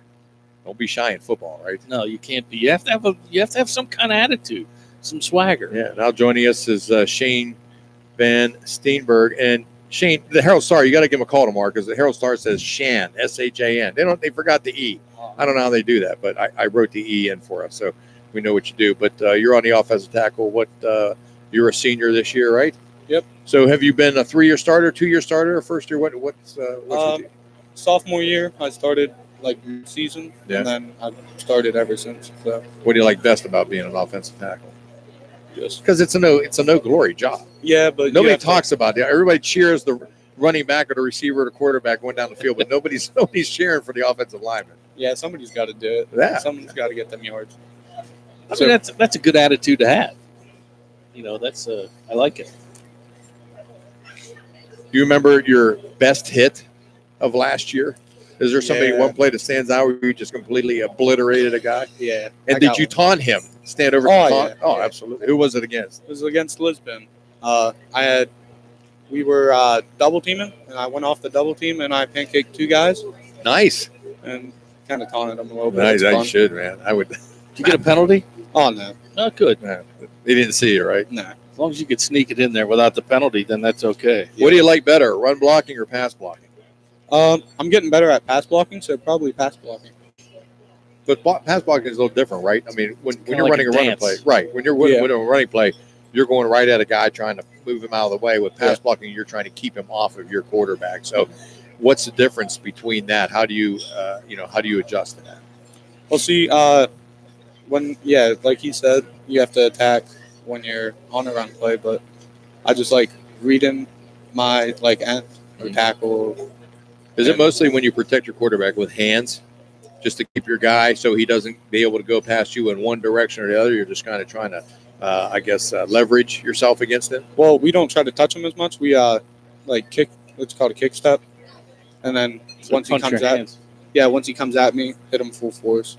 Try to knock him back a little bit. All right, so there's a question that's been burning inside of my colleague over there for such a long time. Who, Dan or me? No, you. Oh. About the jumping off sides penalty. Now, I hope you give me a good answer. it happens. I mean, it's happened to every offensive lineman through the history. Somebody has jumped off sides. What causes it? It's probably What's the cause? How could it ever happen is what we want to Yeah. know. I mean, It's- when you leave that huddle if and you're your quarterback next- I mean, you're says next to on the two, football. and one of your guys jumps offside, I mean, somebody can't count the two? It's just like you're in the moment. You get all excited. Sometimes I understand that. That just drives me nuts, especially Yeah. when it happens. The first game of the season, you're low anxious. You can't wait to get out there and pop somebody. Yeah. But when you're looking at the 10th game, 11th game of the season playoffs, and there's still guys like jumping off sides, I'm like, that's the last thing you guys says when he leaves the huddle. Okay, on two or whatever it be, and then boom, boom, that guy's just right off the thing. I mean, either they forget.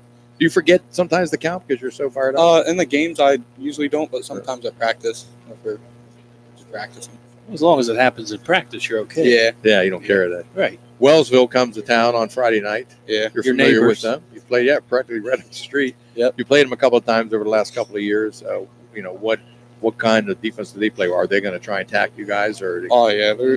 I know that they do have one bigger lineman, so I don't know how fast they're going to be, but they might hit us pretty hard. you're going to get the assignment for that guy? Or is he on the other side? It's on the left, so we should be pretty good on the line. Yeah. All right. Hey, man, we appreciate your time stopping by, man. I love to talk. question. Yeah, I mean, I like to, find out. Yeah. You answered my question. I mean, See, he's an offensive lineman, so I have to say, I this is the first time I'm meeting you, but through history, offensive linemen are pretty smart kids. So Yeah. does that falls smart. right into your category? Yeah. They're the guys that don't get the glory, but they're usually the smartest guys on the team. Yeah. I'll just say that. Yeah, Shane, good luck on Friday night. Hopefully, when we're talking next week to Josh, that he's in a good mood because you guys won a game. So, Yeah. good luck. Thank you. All right, Shane. All right. Thanks, buddy. Thank you. Yeah, good luck to you. Thanks. Shane von Steenberg, the offensive lineman, senior for the Red Knights, who take on Wellsville on Friday. Let's take a timeout. We'll be back coming up with more after these words. Jameson and Aaliyah both agree. Nothing beats the Serta Eye Comfort series from Village Sleep Center, your neighborhood destination for all things sleep. Shop the Petrola Brothers Village Sleep Center, Sunset Boulevard, Steubenville, where we take sleep seriously. Who do you call to rid your home of those dreaded uninvited guests? Well, if those guests are pests like bedbugs, ants, roaches, fleas, spiders, yuck, you gotta call JC Pest Control, 740-381-5928. If it's a pest, they can take care of it, especially those nasty bedbugs. JC Pest Control is available 24/7. They are licensed and insured, and they do residential and commercial work. Call them now to get rid of those uninvited pests. JC Pest Control, 740-381-5928. At Softite Community Federal Credit Union, you are part of a family. Softite is special because they give members an opportunity to own the financial institution where they do their saving and borrowing. At Softite, they often charge less for loans and pay more for savings than other types of financial institutions. Softite is convenient. They're also a not-for-profit institution. All income, after meeting expenses and reserve needs, is distributed to you, the members, in the form of dividends on savings, competitive loan rates, and improved services. Softites give members a chance to participate in decision-making, something that no other financial institution offers. At Softite Community Federal Credit Union, you are family. Looking for help with your financial needs? Deanna Ball & Company has a full staff of certified CPAs that have been serving you since 1949. No matter how big or small, get the personalized professional service and senior management involvement that you deserve. Call us today. This internet broadcast is being brought to you by the AT&T Wireless High-Speed Data Network. It's 4G LTE, the fastest data network. Soon 5G. Home wireless data is also available. See us at AT&T on Sunset. Need something moved or hauled? Call Economy Lawn Care. No need to worry any longer how you're going to move it. We provide general hauling, moving services, single item delivery, and in-store pickup for retail items. Call Economy Lawn Care. We're more than just lawn care. We all know freedom isn't free, and sometimes military This is Ohio Valley Sports Online, your connection to Ohio Valley sports. Listen anywhere in the world from any connected device, smartphone, tablets, iPads, and computers. Ohio Valley Sports Online brings you live game action from the guys with over 50 years in radio sports broadcasting. Now is the time of year to clean your home, so call Apollo Pro Cleaning and Restoration today. It's a toll-free call, 866-276-1418. 866-276-1418. It's carpet cleaning, upholstery cleaning, oriental rugs, pet odors. It's all done by trained and certified staff, too. Get your home clean with Apollo Pro Cleaning and Restoration. Call now, 866-276-1418. Don't you just love warm, moist, mouth-watering homemade bread? The taste, the smell, the overall deliciousness takes you back to Mom in the kitchen, doesn't it? Well, the folks at Steubenville Bakery are in their kitchen on Wednesdays and Fridays from 9 to 5, and they're open early on Sundays, too. You want the best tasting bread in town? Head downtown to the Steubenville Bakery. Be who you want to be at EGCC. Be who you want to be. Be who you want at to be. EGCC. EGCC. Be who you want to be. Be who you want to at be. EGCC. EGCC. EGCC. EGCC. Be who you want to be. Be who you want at to be. EGCC. EGCC. Got a sidewalk that needs replaced, or maybe your roof is leaking? How about some new windows? Who do you call? Fort Steuben Maintenance, that's who. Commercial or residential, they can handle most any project, big or small. They also do new construction and renovations. So get a free estimate by calling Fort Steuben Maintenance today and get them started on your next project. 740-283-4890 for Fort Steuben Maintenance. You've made the smart choice, the right choice. You're listening to the Sports Authority, Ohio Valley Sports Online. We appreciate you following us. Hit the follow button. And thanks again. So you're driving the kids to school and you have to turn up the radio just to drown out the horrible sound your car's making. Who knows what you need? You're driving along without a care in the world. Then you notice the engine light comes on. Who knows what you need? You dread having to stop at red lights because your car sounds like it's screaming in pain. Who knows what you need? Napa Auto Care Center in Wintersville knows what you need. They're an established and reputable shop. They know engines, transmissions, brakes, alignments, and anything else your vehicle needs. They know what you need. Do you need the number? 740-346-2120. Welcome back, everyone, to Bennigan's. And our last interview of the night is the new head coach of the Steubenville Catholic Central Crusaders, Tony Agresta. Coach, welcome. Good to see you. You know, by the way, you are like way overdressed with me and Jason here. You got the shirt and tie. Well, rose between two thorns. I knew the quality of people I was going to be sitting between, so I wanted to make sure I dressed for the occasion. I guess the first thing we want to talk about is your path to get here to Catholic Central. Steve Daly, no longer the coach after last year. How did all come about to where you are here today with us? No, it's a long story, so I'll try to give you the abbreviated version. But, you know, I was born and raised in Northeast Ohio, started my coaching career there at Mayfield High School, worked for Byron Morgan, who's in the Ohio High School Hall of Fame now. Coach Morgan coached me when I was in high school, gave me my first coaching job out of college. I was there for several years. Then worked for another great head coach at Mayfield High School, Ray Paglia, who played at Syracuse University. And I had a chance to learn football for several years under two great guys. Eventually stepped away from coaching for a couple of years. My wife and I and my children went into some missionary work where we were stationed in Montana. Did some overseas work from there. I actually got to coach in the first All-Star game in Norway, football All-Star game in Norway. So I had a little taste of overseas football. And then I came back to Youngstown, Ohio, and eventually ended up at Youngstown Christian School. They did not have a football program there. And I basically said to the administration and the school board, you cannot have a high school in Youngstown that's feasible if you don't have a high school football team. So we were able to start a football program there. Eventually worked my way down to Louisiana when a coaching opportunity came available down there. Have been down there for the last 12 years, and then just kind of felt the itch and the nudge by the good Lord to kind of come back home. Yeah. So I looked at some opportunities that were available, and I really liked what Mr. Oliver wanted to do and the type of program he wanted to run. I thought it would be a good fit, and thank God they thought the same thing. Did you know Vince beforehand? Did not. No. Not at all. No, sir. So, I mean, did they contact you first, or did you call and say, "Hey, I'm interested in this job"? No, there was a posting for the position, on the Ohio High School Athletic Association website. So I saw it, and I threw my name in the ring, and things started to snowball after that. Yeah, one thing I wanted to commend you on, looking in your background, when you started that program in Youngstown, wasn't it for basically a lot of kids with no father or no parents at home?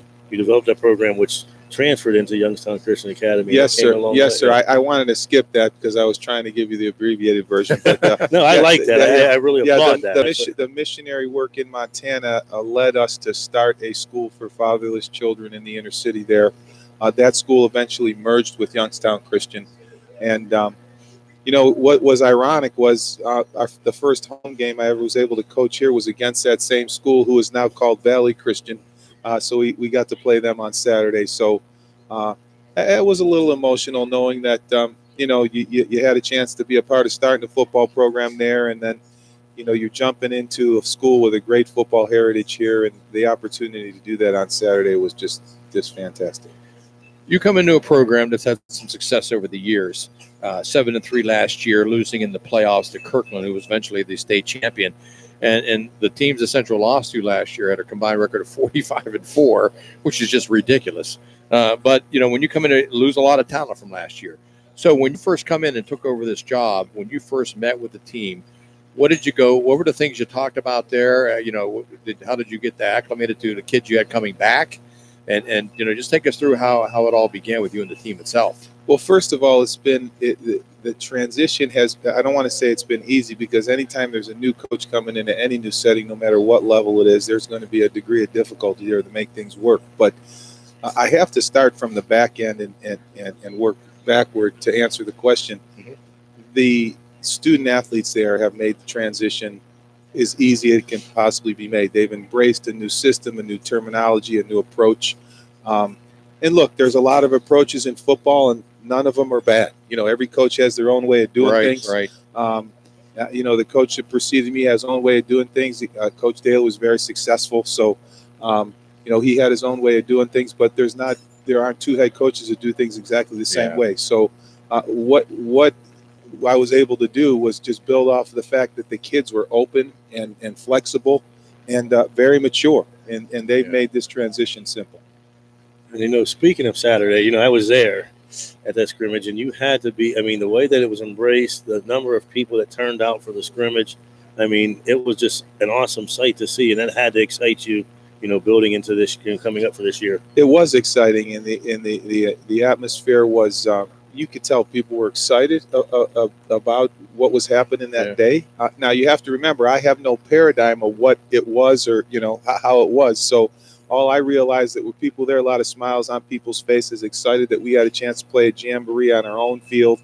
And didn't they do a fantastic job putting that place together on Saturday? I seen were unbelievable. That was fantastic. Yeah. So hats off to Mr. Oliver and all those parents who just put in all that time. So. I can't say enough about the school community. Fantastic. I know when you come from far away, it says you come from Louisiana, and you don't bring any assistants with you, because who's going to come from Louisiana all the way up to here? Right. But the guys you got to see in the paper tonight with is that Moose Pizzafrada? It is. And Donnie Vanderborn, Gillette, and Jeremy Presley. Yeah. Guys that have been around the program. I think Donnie might be new this year, right? And Moose is coming back. Yeah, Donnie's new. Moose is coming back. Correct. Yeah, and that has to make things easier for you, because these guys basically are your windows to your players.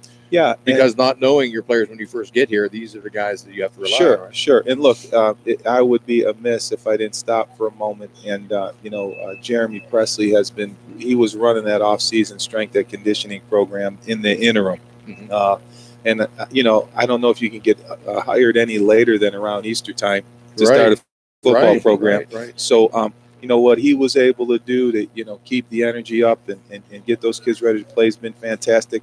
But here's what dynamic has come with the staff. Catholic Central has a great football heritage. And, when you get guys like Moose Pizziferrato there and Rick Gillette, they know what the feeling, the energy was like back then, guys that played back there, from their era, and then you got the new younger guys like Jeremy and Donnie. So I always felt like a staff should have a mix of the young and the old, and and you get a great chemistry hopefully when those things are happening.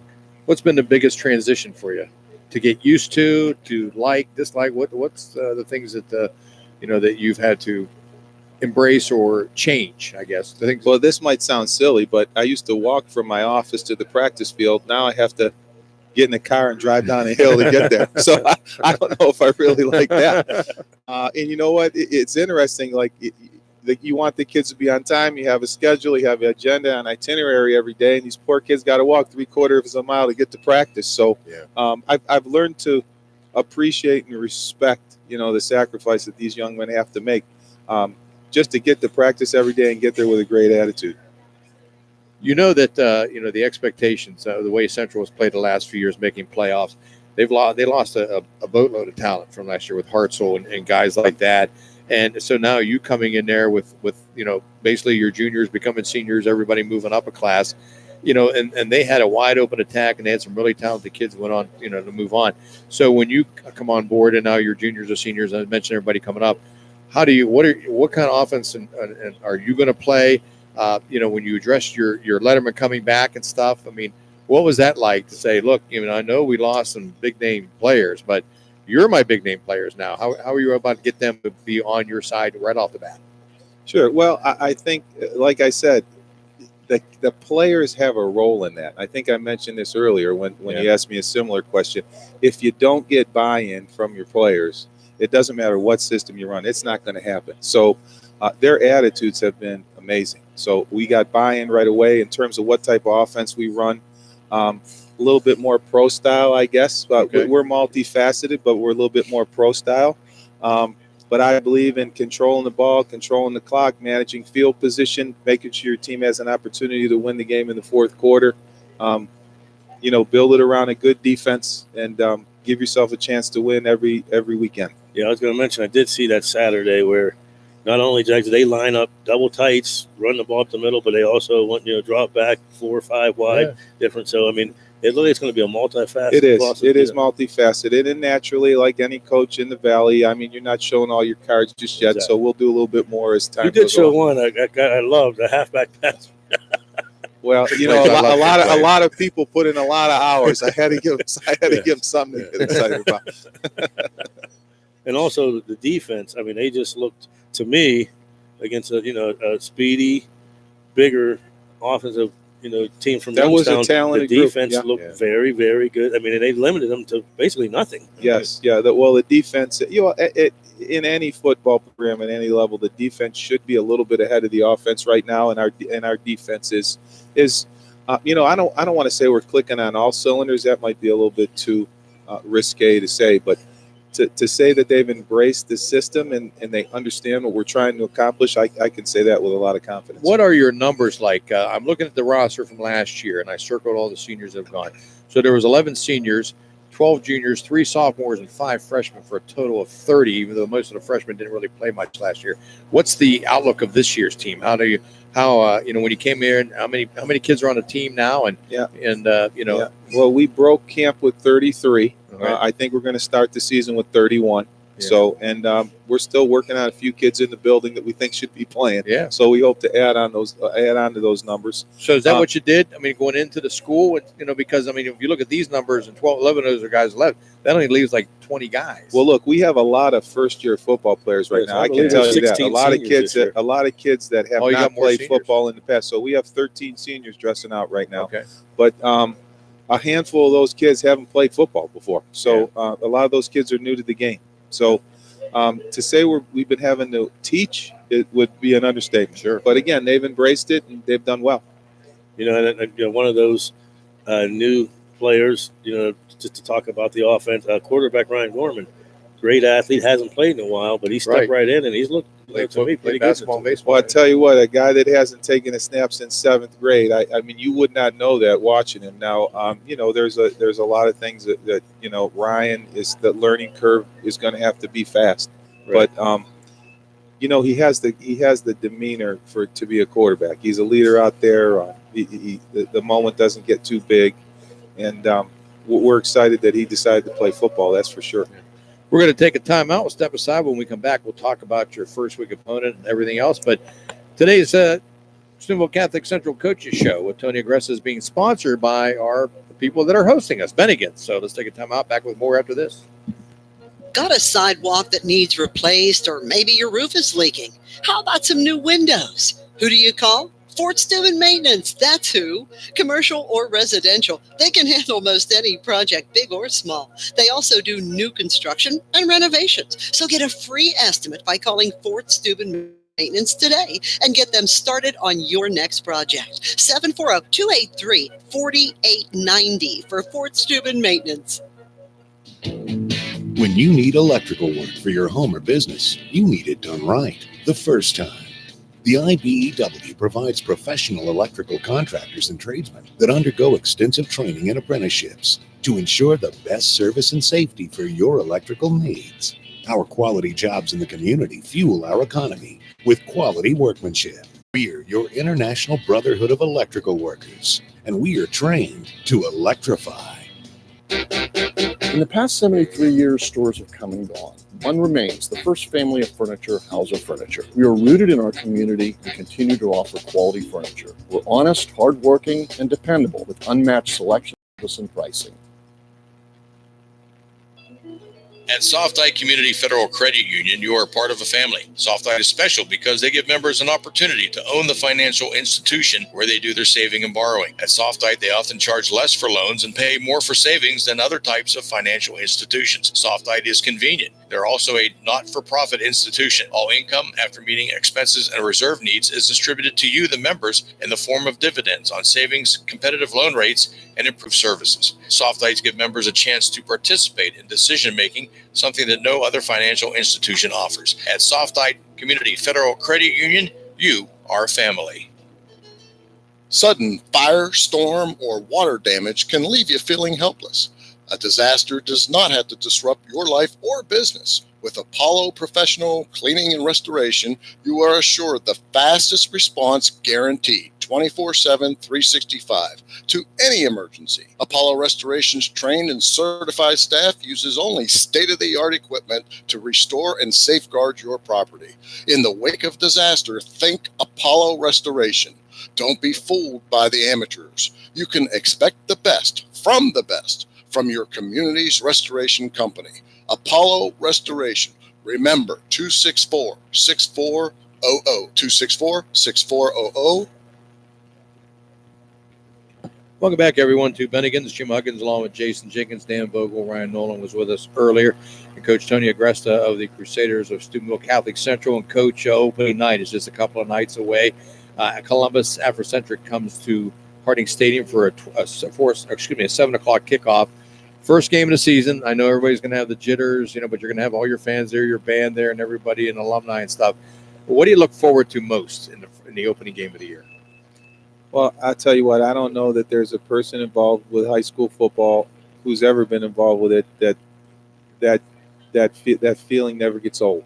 Whether it be Friday night or Saturday night, it never gets old. That first game of the year. So we all have that feeling. We're all a little bit anxious.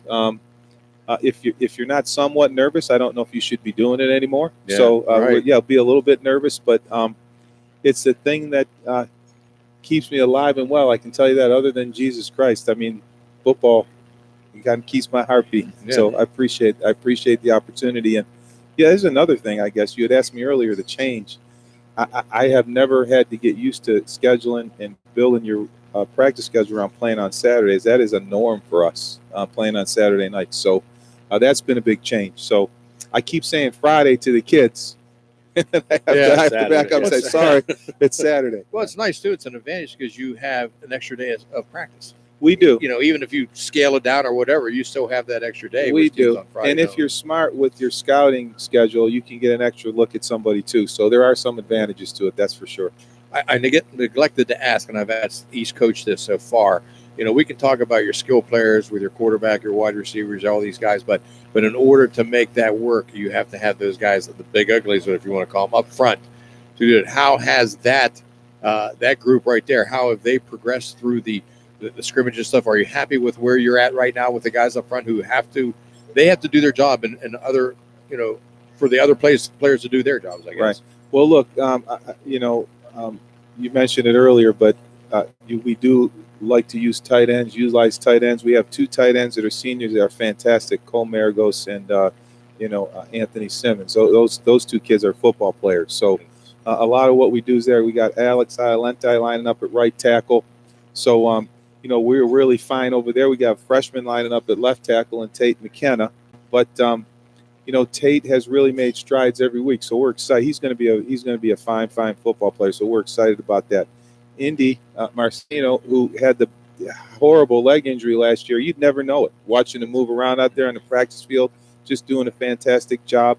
Our 2 guards, they're going to have to develop. We've got 2 tough young kids in there, and Jerome Conacher and Luke Anderson. But I tell you what, those kids will get after you. So I think the offensive line, they're not a whole lot of worries right there. Now we're going to have to get better each week, but I'm not going laying my head down on my pillow at night worrying about it. That's for sure. Opening game against Columbus Afrocentric on Saturday night. What can you tell us about them? Have you had a chance to scout them? Anything? Yeah, we've got some film on them, which to be gracious is not very good. But this I can tell you, they are going to be a big, fast, explosive football team, and we're going to have to make sure we keep those guys in front of us. So, if we can keep the game in between the tackles, in between the hash marks, I think we're going to be just fine. If it turns into a track meet, it might be a long night for us. So we respect those guys. They're a big play type of football team, and we're going to have to make sure that we limit those opportunities for them to make big plays. That brings up another question. In basketball, since there's no shot clock, you can go to a stall if you're out talented or outsized and try to even the game on your end. In football, you have the amount of time is 30 seconds between plays. Do you plan on taking advantage of that, running the clock down, shortening the football game to give yourself a much better chance? Yes, as I mentioned earlier, I believe in controlling the clock, managing field position, limiting the other team's possession. So, yes, we will. I know we live in an age where it's fast-paced. People are trying to run plays in 14 or 15 seconds, see how many plays they can run. The thing people don't understand sometimes is, 7 of the guys that are running those offensive plays for me have to turn around and play defense. So I don't know if I want those extra plays in a football game. So yes, we are going to try to play the game at our pace and do what we like to do, and hopefully we'll be able to manage the clock and the field position. And speaking of defense on the other side of the ball, I believe Jeremy Presley's going to be a defensive coordinator. Yes. You replaced not only those 2 big guys on offense, Stahl and Maul. Right. They also were, 2 big stalwarts on defense. So who are some of the guys that we're looking to stand out and replace, some of that beef that blocked up the middle? Yeah, well, we are a senior-laden defense. So you're going to have, Anthony Simmons and Alex Iolente and Jaden Keeter lining up at linebacker for us. Cole Maragos will be at a defensive end. We've got the Rook brothers that are big basketball guys at school, have decided to play football. So Mike's going to be playing on the defensive line for us. Luke Anderson will probably get some time on the defensive line, as well as Tate McKenna and Jerome Conacher. So, we're excited about what the defense is doing. The secondary is just so we got some seniors back there that can play, with Fever and Sprockeye. Yeah. So, yeah. We have experienced football players on the defensive side of the ball. Let's talk about your special teams. Who's going to be your kicker and punter this year?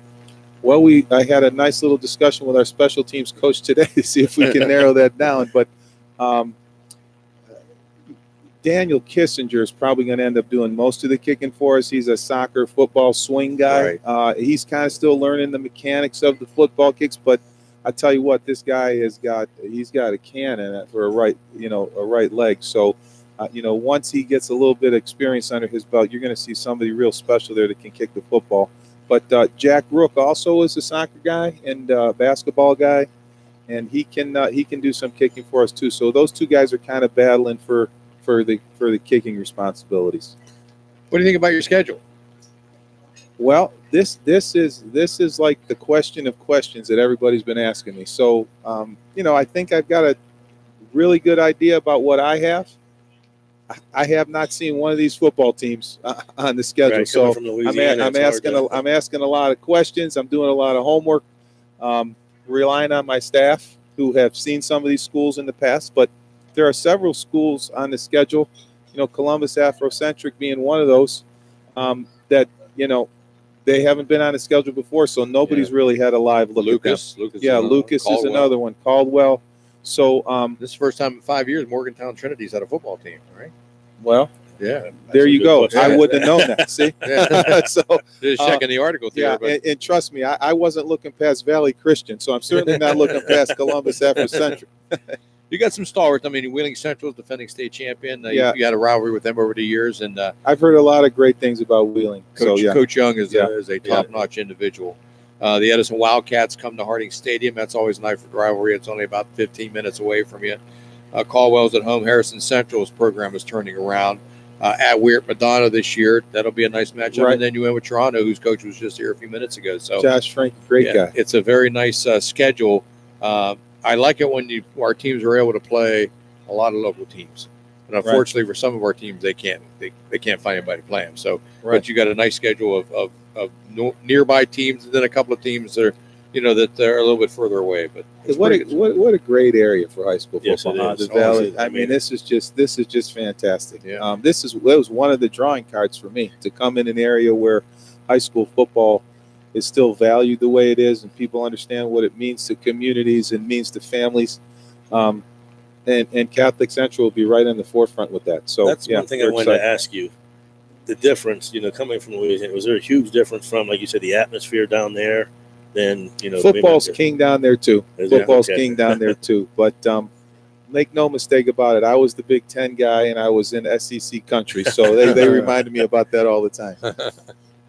Well, it's going to be an interesting year to say at least. I mean, for you especially, being your first year here. Yes, sir. And what's Catholic Central football going to be about? So we look forward to going on that journey with you. It'll start Saturday night. Jason and Billy will be there along with Paul Zoni on our sideline. We will have a sideline guy there who will ask you, before the game, to chat for a couple of minutes, and then after the ball game. Can I tell him no? No, say what kind of mood you are. I'm kidding. Shoo him away. I'm kidding. If it's one of you three, I think we'll be all right. Yeah.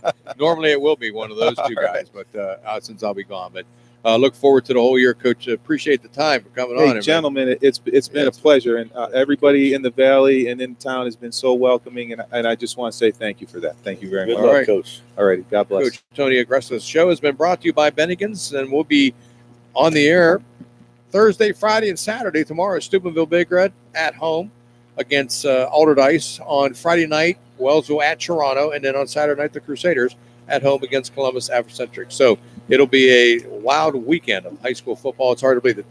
You know what they call it around here? The 10 fastest weeks of the season.